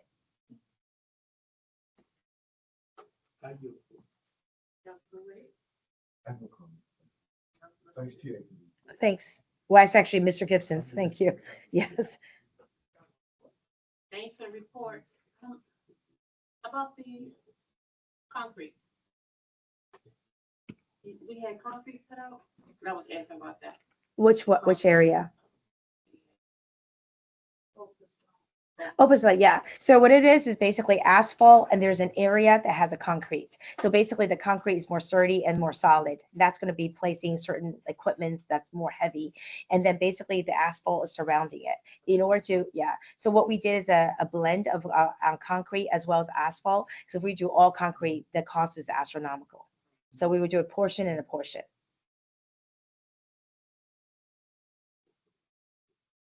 I'll answer. Yeah, that was in, if you remember the breakdown, we had a little bit of extra money and I put in the breakdown because Yeah. we were going to use the sidewalks coming to the meetings. And we couldn't do that because of the easement and other reasons. Yes. And so because of the complaints, they were going back to the media again. That lot is on, obviously, we know somebody lives on that street. That's your home. And that lot is a disgrace. And so what we did was pave it. The residents thought that was great. We paved it so it looks more residential, and we're gonna put a better fence up Yes. around it. That was the fix, so we did. So we used the ARP one. Yes. Thank you.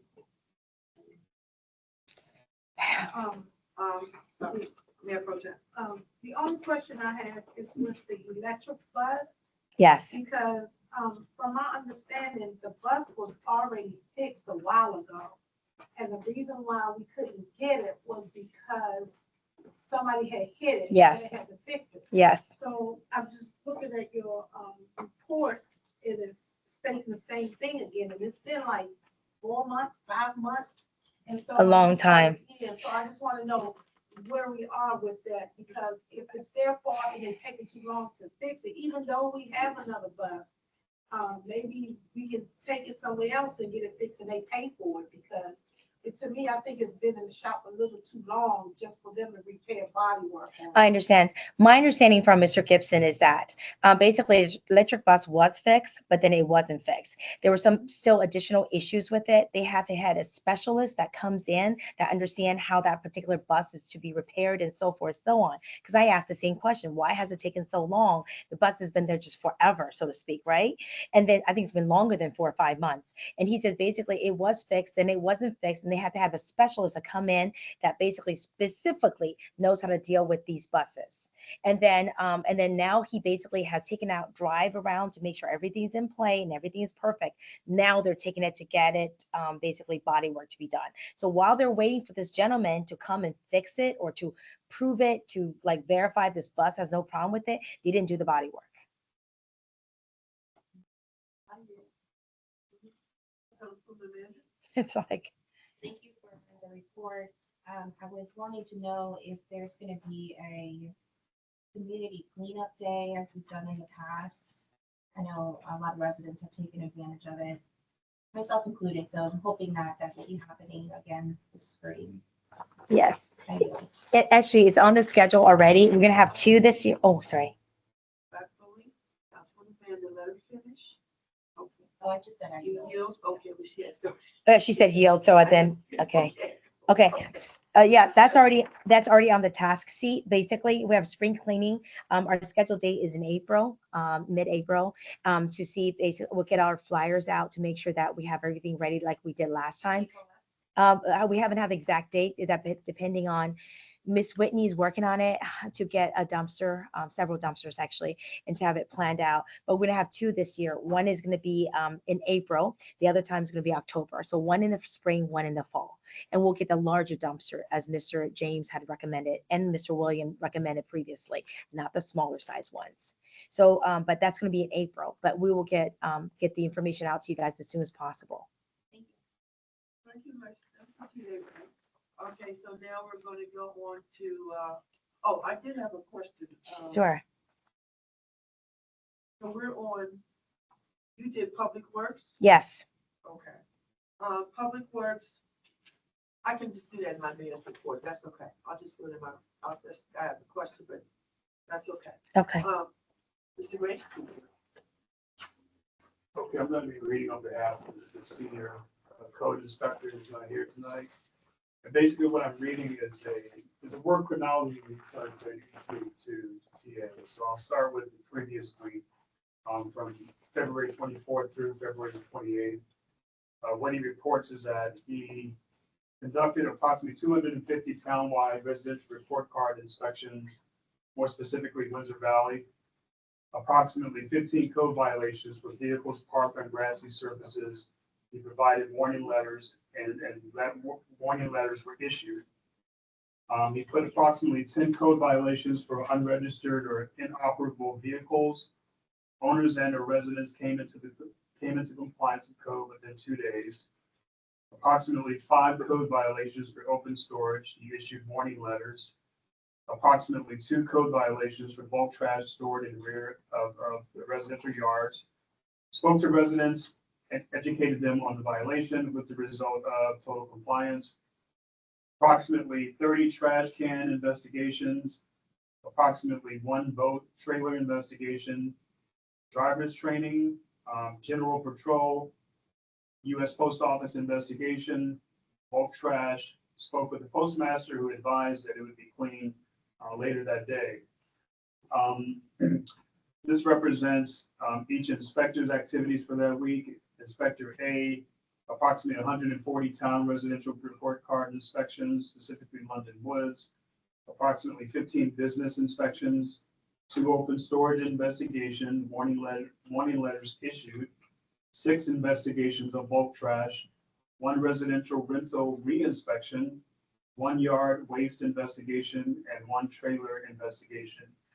For Inspector B, approximately 100 townwide residential report card inspections, specifically London Woods, approximately 20 trash can investigations, approximately 25 open storage investigations, warning letters issued, approximately 4 vehicles parked in the rear on grassy surfaces, and approximately 3 bulk trash investigations and then cited a general patrol for that area.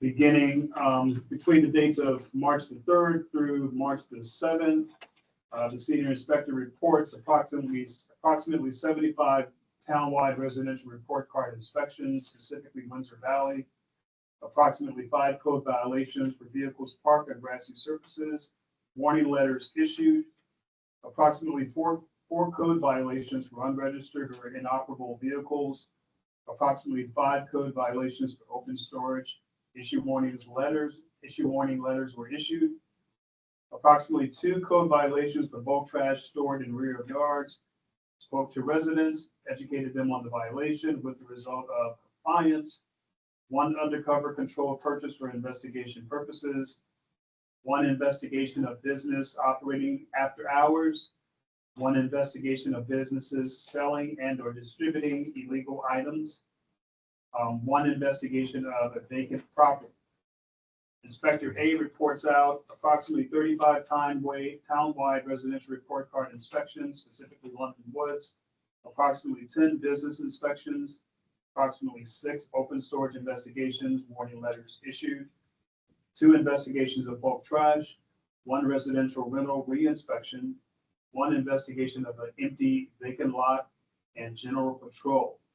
Inspector B reports approximately 40 townwide residential report card inspections, specifically London Woods, approximately 20 trash can investigations, approximately 25 open storage investigations, warning letters issued, approximately 3 vehicles parked in the rear on a grassy surface, and assisted with investigations of businesses that have been possibly operating without the correct permits. And then lastly, general patrol of the town. So that concludes the 2 weeks of activity for both the senior inspector and the other 2 inspectors. Okay, thank you. Mr. Jumpman? Yes, couple of things. When you speak back with Mr. What's his name? Mr. Fowler, Folks, can you have him to submit a legend or some type of corresponding document that explains what is a residential report card, what that inspection entails, and why is the word approximately keep being used? Either it is or it's not.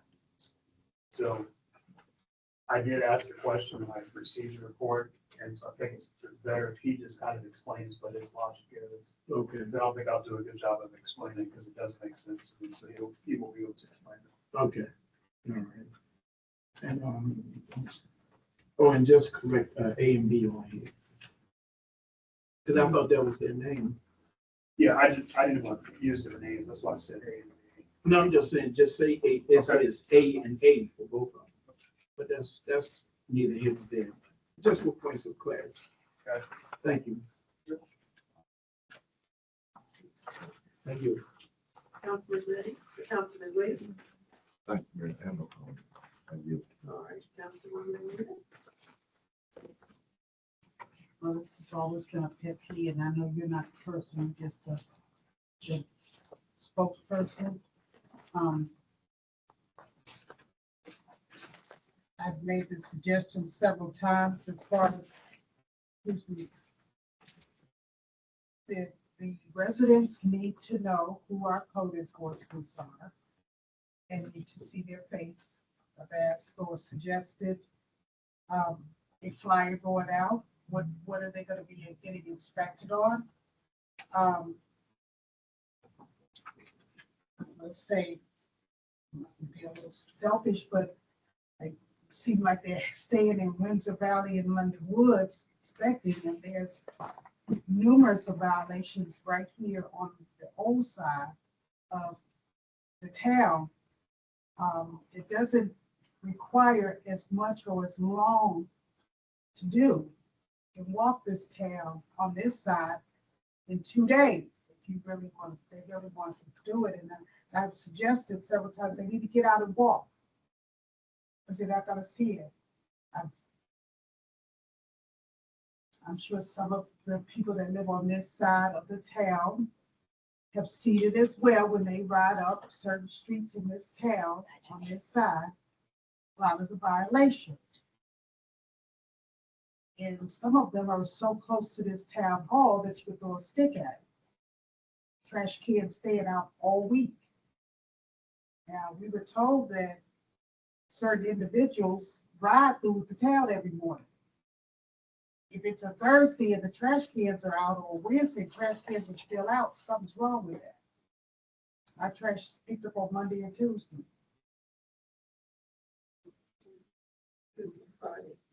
Monday and Tuesday, and then Friday, but by Wednesday, those trash cans should be back in their yards. Again, I would like to see some of these improvements happening on this side of the town, because it's an eyesore in some areas. I mean, you definitely have to be Stevie Wonder not to see it. Because I see it every morning when I leave out of my yard to go to work, right there on Capitol Heights Boulevard. I see it on Larchmont. I see it on Nova when I come to this town hall. When I leave this town hall, I see it on these back streets. So I'm not understanding. So, but that's like I said, that's my pet peeve. Been that way even before we got a code enforcer in here. So we have 3. I'm not understanding that. What's the delay? And I yield to TA. I have Mike on the line, so he has his hand raised and he wants to answer some of that question. Mike, can you unmute yourself, please? Yes, ma'am. Good afternoon, everybody. Can everybody hear me? Yes. Okay. All right. So I want to, first of all, I want to clarify some things on one issue. I do want to talk about this one store that I was advised of that had that was selling illegal items. Can't name it on air, but I'm quite sure a lot of people know about it. I worked on the situation and I have solved the issue. I've been working on this situation for a while. I was told by several people, and then I finally found out that this store has been in violation. So I just received confirmation tonight on that they do not have the license to do such a thing. They did not have the proper permits, anything. So I've been working on that. So that is now solved. Secondly, I will say this: I have walked this town. Almost everybody in the town of Capitol Heights should know me by face by now. I have knocked on almost every door in Windsor Valley, almost every door in London Woods, almost every door. And I don't want to name it by sectors, but from Abel, I'm sorry, all the way down to the other side. I have walked up and down these roads. I have knocked on doors, talked to people. I have gave warnings. I have educated people on the trash cans. This is a culture that's been, like you said, like Councilman Anita said, this has been going on for a long time.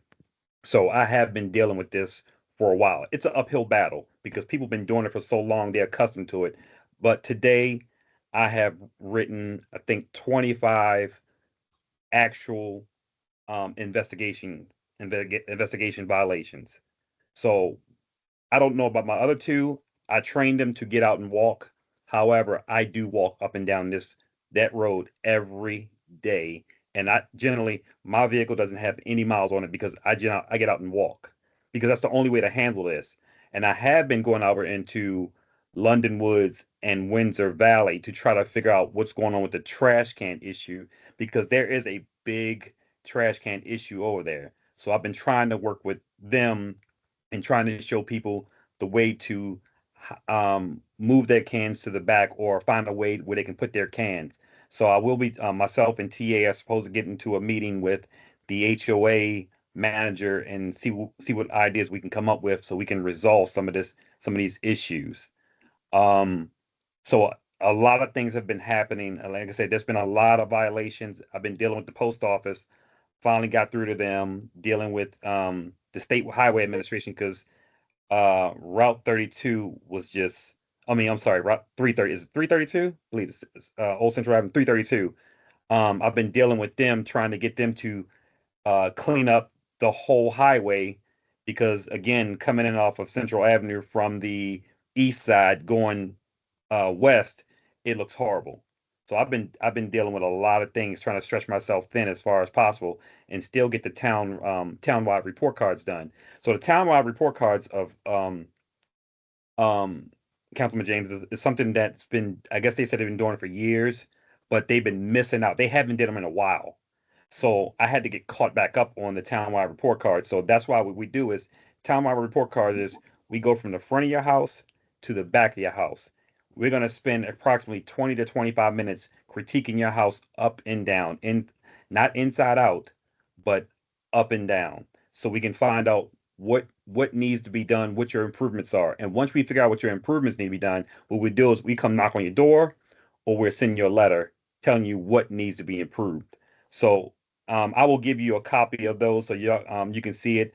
I'm going to revamp them myself because they're based off of a wide variety of things that other states been using. But we need to streamline this to what Capitol Heights need to be because some of those things on there might not apply to Capitol Heights, and some of those things are um, you have to use it in different areas. So these are the things that I'm trying to work with. And like I said, I'm trying to really work with the townhomes and get them in compliance with the trash cans because a lot of them do have issues. When you walk behind some of them townhomes, the ground is caving in or the hills are so steep that me as a person, and I'm probably in the best shape of my life, I can't even climb half of them. So we're gonna deal with we're gonna work with the other areas as well, especially the single family homes because single family homes are easy. So that's why we save them for last because they're easier to do. You can only do the front of single family homes. We can't do the back of single family homes because we don't have access to the rear of them, and we cannot go past the threshold of people's homes.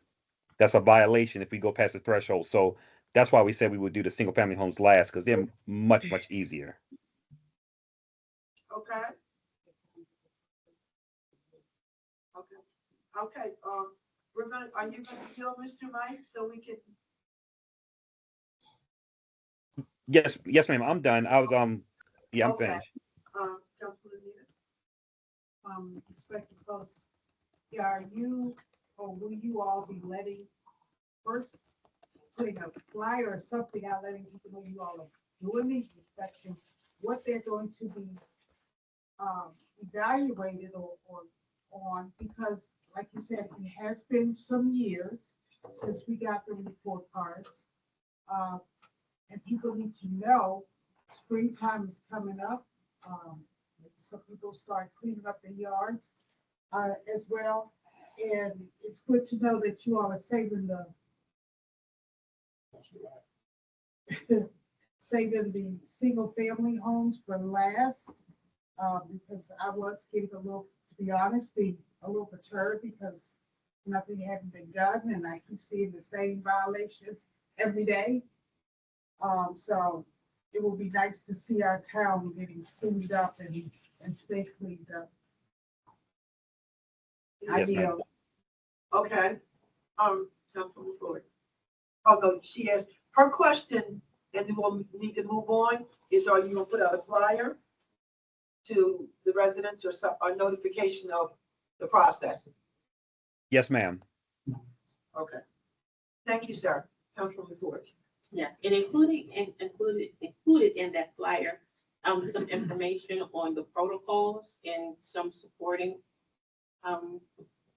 literature from the county in terms of you saying you're gonna go behind people's backyard. So if you can have some language in there supporting that in your approach, you don't just walk on people's property and behind their houses.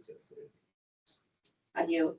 Okay, And thank you for the report. Appreciate it. Great detail. thank you. Um, Council, yeah, along with, trash cans and other things, I've noticed some things. I was driving around the town on Sunday, and I noticed on the older side of the town, Cumberland and, streets on that side, I noticed there's a lot of cars parked on the grassy side of people houses. I've also noticed that, we have, and I can't remember the street, I wrote it, I left it at home, I do apologize. There's a street where we just put up some signs that let people know that there's a deaf child on their street. But there's a house that looked like, I remember this house when we had the prior, manager of,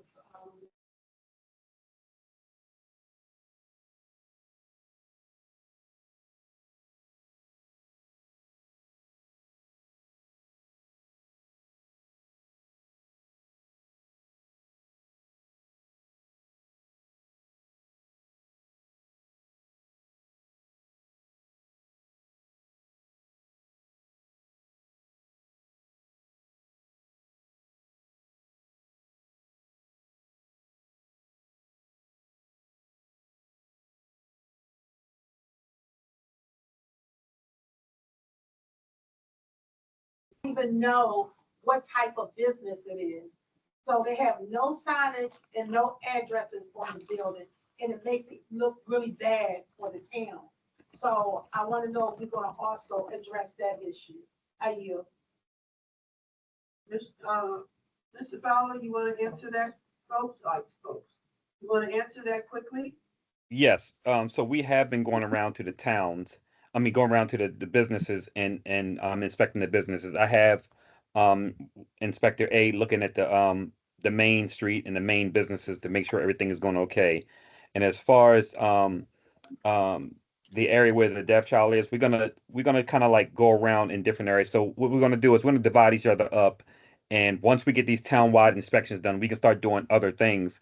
But the townwide report cards have been pushed on our plate as a priority. So we're trying to streamline this and get those done as fast as possible, so we can start doing other things that will help the town out. So yes, we're in the process of trying to um, get things together so we can start really enforcing some things. And like I said, educating people about uh, property standards. Like I said, this has been let go for so long, talking to, some residences, and a lot of residents are saying they're seeing an improvement in certain areas because things are starting to look better. So we will be um, getting more involved. And like I said, I will have my crew out there, like I said, going door to door instead of just hanging door tags, because I don't believe in just hanging door tags. I believe in talking to people so they can understand where we're coming from. Because when you hang door tags, when they read them, they're baffled. They have no idea what's going on. So that's the whole point of getting these things done, so we can actually have that conversation with people so they understand where the town is coming from and the angle that they're taking to better the town. Okay, thank you.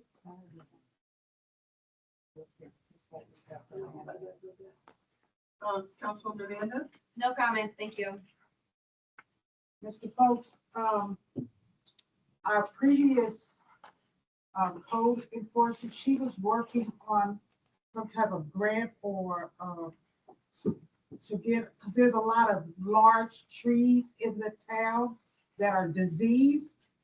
They have vines and stuff growing up on them. Is it possible you can look into it? Because I know a lot of residents, especially our seniors, can't afford to get those trees down, but the grant was supposed to be able to, once they, I guess the tree people will come out and say, the arborists, thank you. The arborists will come out and say which trees were diseased, and we can use the funding to have those trees cut down.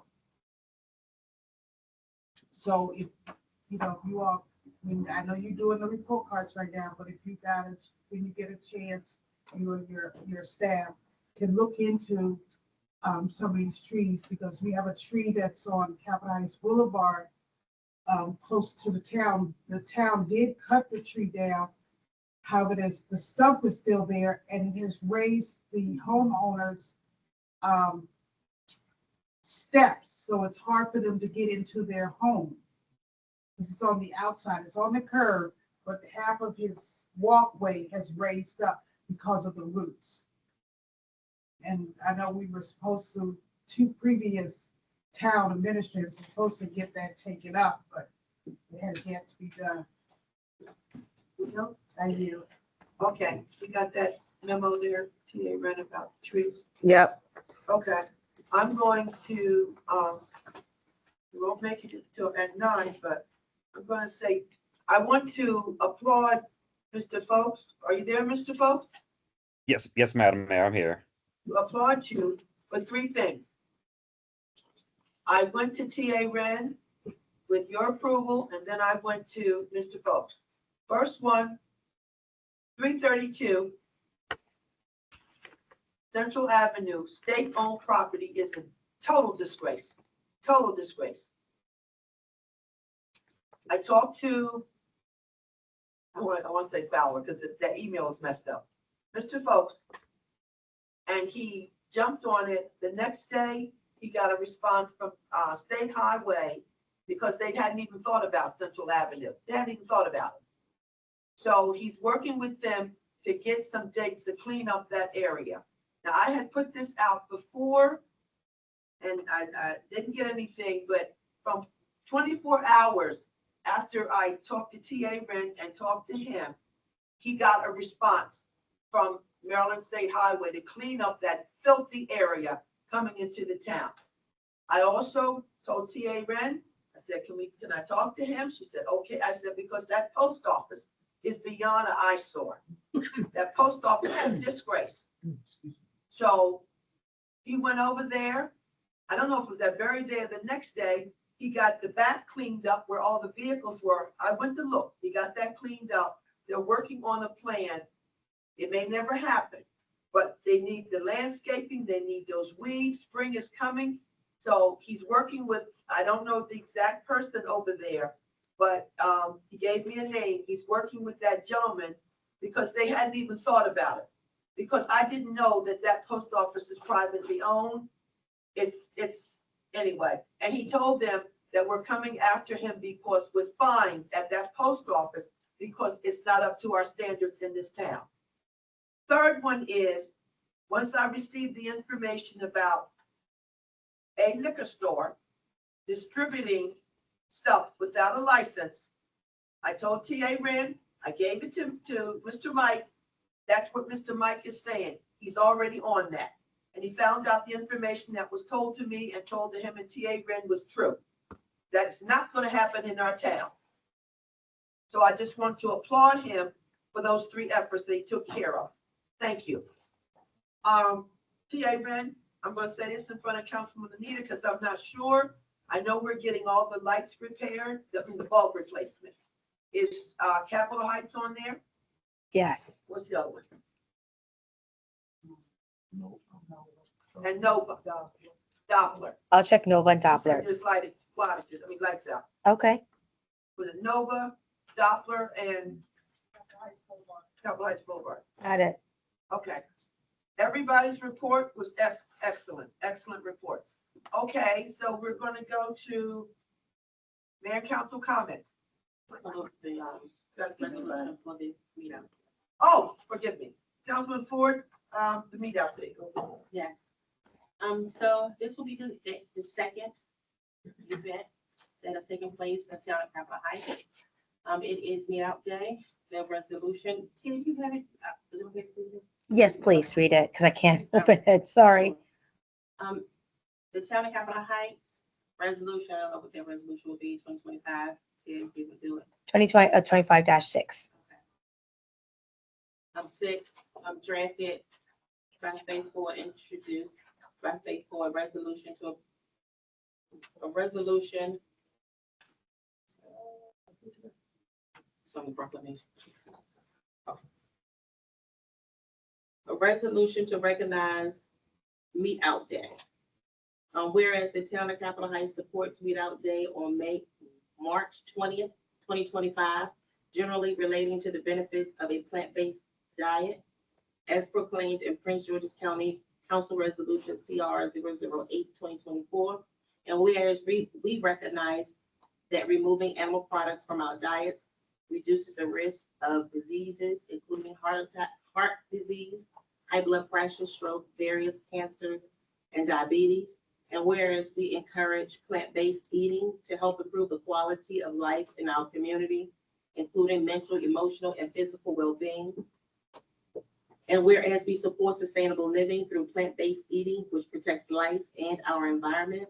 And whereas we will network with our food businesses to offer various plant-based food choices affordable for our community to experience. And whereas we value our residents and commit to educate about plant-based eating and making available the necessary resources to empower change in our community. Now therefore be it resolved by the town of Capitol Heights Council that March 20th shall be recognized as Meat Day. Be it finally resolved that this resolution shall take effect upon adoption. Okay.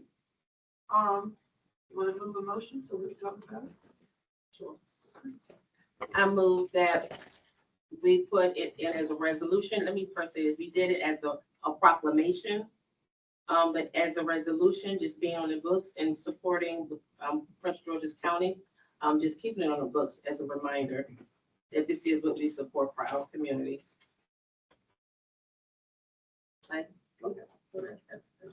That's my move. Okay, can she get a second? A second. Okay, any comments on that? TA Ray, can you call the vote? Yes, Councilmember Amanda Anderson, Yes. Councilmember Anita Anderson, Mayor Pro Tem Chu, Yes. Councilmember Ford, Yes.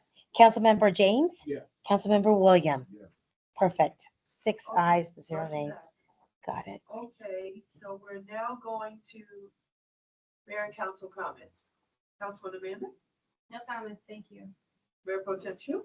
Yes, I noticed that the whole time we've been here in session, this term, we have not completed codification.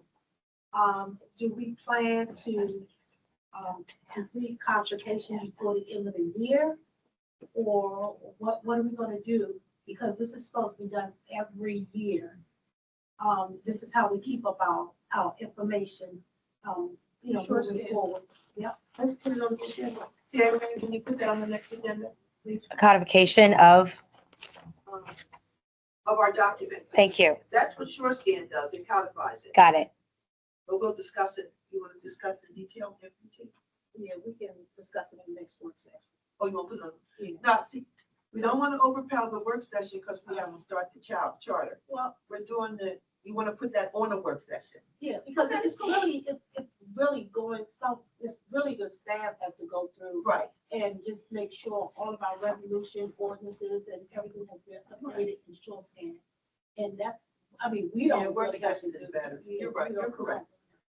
the staff. It'll go on, not this upcoming one, because we already have to do. The we have to charter. get to the charter, but in the meantime, we can, let's put one on because it takes too long for other stuff. So you want to do it for May then? Because next one is, We'll put it on Okay. one, so we can address that.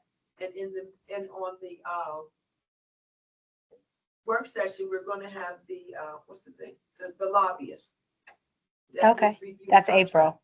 Okay, But that's it, with the charter, that's it. okay, And then on another one, we'll put the codification discussion, understood. okay, for a work session, Okay, okay. And the second thing I wanted to just bring something to the mayor and council's attention. As we these different trips for the town, I think it would be a good idea if we limit the household to at least 2 per household. And the reason why I'm saying that is because I'm getting a lot of complaints from residents and, talking, and they got this from the 3 people went on a trip and 4 people went on a trip per household. I don't know where they got to talk from, but I just think that we may want to put a cap and limit 2 per household, which is reasonable, And it will actually give, more people the opportunity to go on these trips as opposed to having one person that has 5 people from that same household, going on a trip. I think it will be best if we do that, to just allow the opportunities for others to go on the trip. And I yield.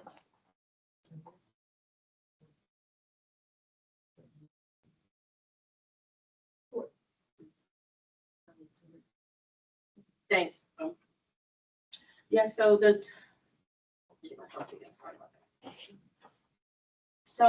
Toastmasters Club meets the 3rd Saturday of the month, and at one point it was at First Baptist Church of Capitol Heights.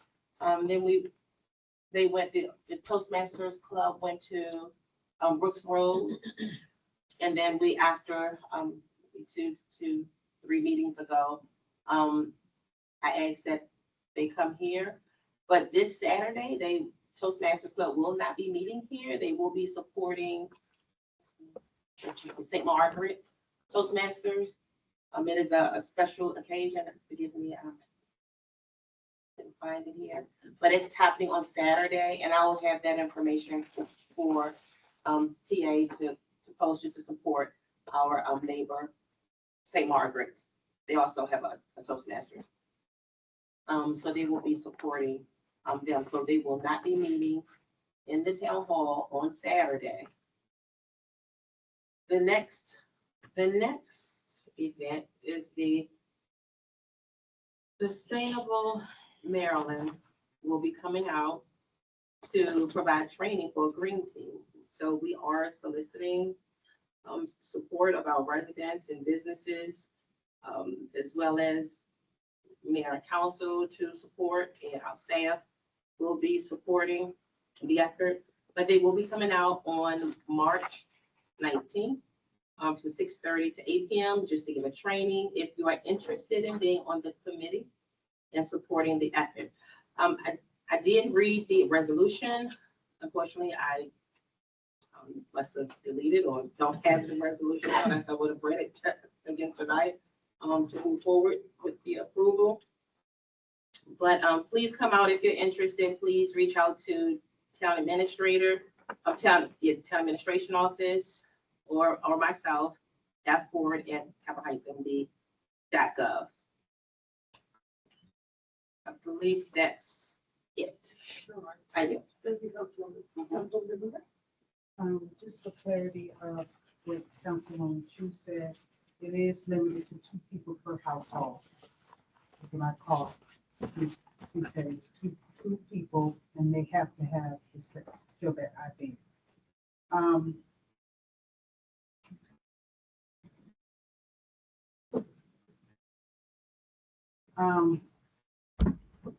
Just for residents to know that this Sunday, we will have the food giveaway here. And we start now, our time changed, so we start dispersing the food at 2 o'clock here. And we give out the numbers at 1 o'clock for those who are in need of food. And I was gonna ask a question, but I already remember. Okay, 9 minutes.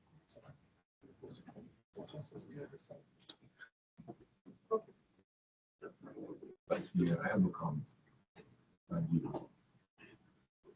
Yes. That was funny. Yes, just wait a minute.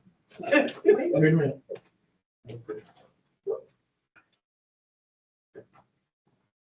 The National Capital Boy Scouts are having their Pinewood Derby competition. So PAC 7777 will be participating.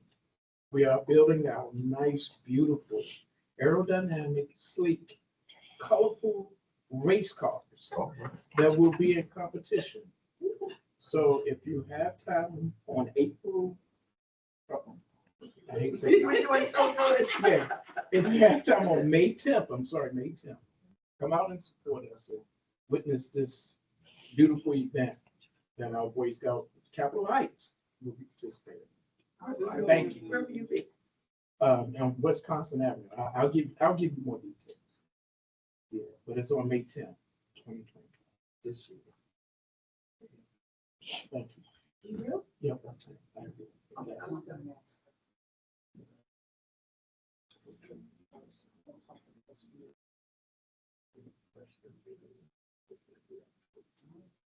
TA Ren, Yep, when we're finished, when we come out of session, Councilwoman Nita wants to ask you some things about the trips, sure, The one coming up. about the ones coming up no problem. on Thursday.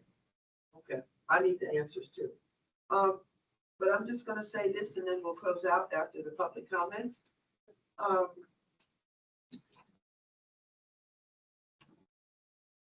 sorry. My two things after that beautiful little comment by Councilman James, I'll say mine now. Okay. My comment is to tell the council that Pepco, where we are on the lights, I said it would be early spring, where we are on the lights they are now, they've already chosen the contractor because Pepco uses contractors to do your lights. We have the light fixtures have been purchased, however they do it, the lumens. And again, the contractor has been chosen and they are going to give me a date. Not me, but the town. The holdup is, I told the council this before, I asked for demonstration lights. And Ron, what were the two streets? Cumberland, and what else you get? Capital Block, Poplar. No, I wrote them down because I took it from your email, from your text. That's what I mean. One was Cumberland. Okay, well, Okay, yeah. But it's Cumberland and another one, and then Councilman James gave me 3 and you gave me 2. No, that's true. They're in the text. I got them in text. So whatever those 2 streets were, and I'll double check. you please. Whatever those 2 streets were, we're going to have demonstration lights. And I'm telling the council this, for those that don't always read the emails fast. Okay. Right. I know in the last week I've sent a lot out, but they're all information that the council needs to know. But that's not the subject on the floor right now. But the reason I'm bringing that up is if I send that out, I would hope I get a response, only hope. But the reason I'm saying that is because I need the council members to go and look at the lights. I'm going to ask the residents to, whatever those 2 or 3 streets are, there's 100 watt lumens, 100, and there's 150. PG County uses 100 in their neighborhoods. I asked for a demo on 150 on the corners, on the intersections, because the intersections tend to be darker when they join than the actual streets. So the council, I need your input to go and look at those, wherever those 2 streets are. Hopefully it's in the next week, or I will put out an email to that effect. My other thing is, at Maryland Municipal Mayors Association, MML presented. And this is something that the other municipalities have taken part in. I didn't even know about it. They have a new program. The cost is, I'm jumping around, but the cost for this program to have them come out to your municipality, they don't do strategic plans, but they go into that topic. They set you up so that you won't fail in that area. And they also will deal with any conflicts that any council may have. Any conflicts, like I said, any council. It's not just, I'm just using, it's not just one name, it's any council. And they do this now, and they have a consultant or Reynolds. We all know Tom Reynolds. Reynolds also does it too. And they will do it. And the fee is $2,500 for municipalities under 10,000 and 4,000 for those over it. With the council's blessing, I will send out an email. I think it's never too late for this stuff. I think it would be good for us to get one of the professionals from MML to come and do that workshop with us. Now, one of the municipalities, I think it was Comar Manor or Mount Rainier, I'm not sure. What they did, which is not me, they actually did, after the speaker left, they did a sleepover in their bag, what do you call them things? Bags? Sleeping bags. And they all, the council and the mayor, they all sat and actually discussed it. And as she said, the mayor said, we broke bread that night. So I'm just giving it up. And then another municipality, I was surprised that so many of them had already done it. I didn't even know about this program. So I'm just saying, I'm going to send it out to council and see if you will say this is something the council wants to do. And that's it for me. Do we have any? Oh, Forgive me. Yeah, forgive me. Thank you so much. I just want to add the details for the meet out day. As we did last year, we provided vouchers for residents that were interested.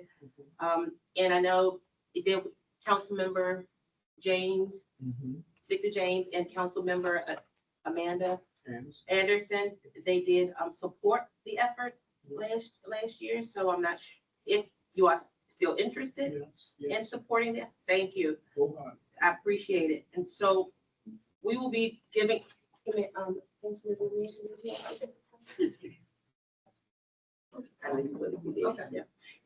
Yes, so we will be providing vouchers with the assistance also of TA, who was so helpful last year in having our restaurants to also support and sponsor some additional funds for our residents to be able to afford healthier choice and food on that day. So they will be available. We're working out that so we can have the vouchers ready for pickup. And so once that information is completed, and we're hoping to have them early next week. It's not until the 20th, early next week, but TA will confirm when her staff in the office will be have that information available. I'll leave that to TA. We'll be working together to do that. So I just wanted to make sure we let you all know that the mayor and council, we are in support of making healthier choice foods available to our residents. And thank you, Councilman James. okay. Thank you, Councilman Ford. Let's open the floor. Oh, I'm sorry. I apologize. See, it distracts me because okay, Councilwoman, no. TA Ren, do we have any comments? Nope. Nope, we do not. Got anything, sir? You working with our guy? He's good, right? Yeah.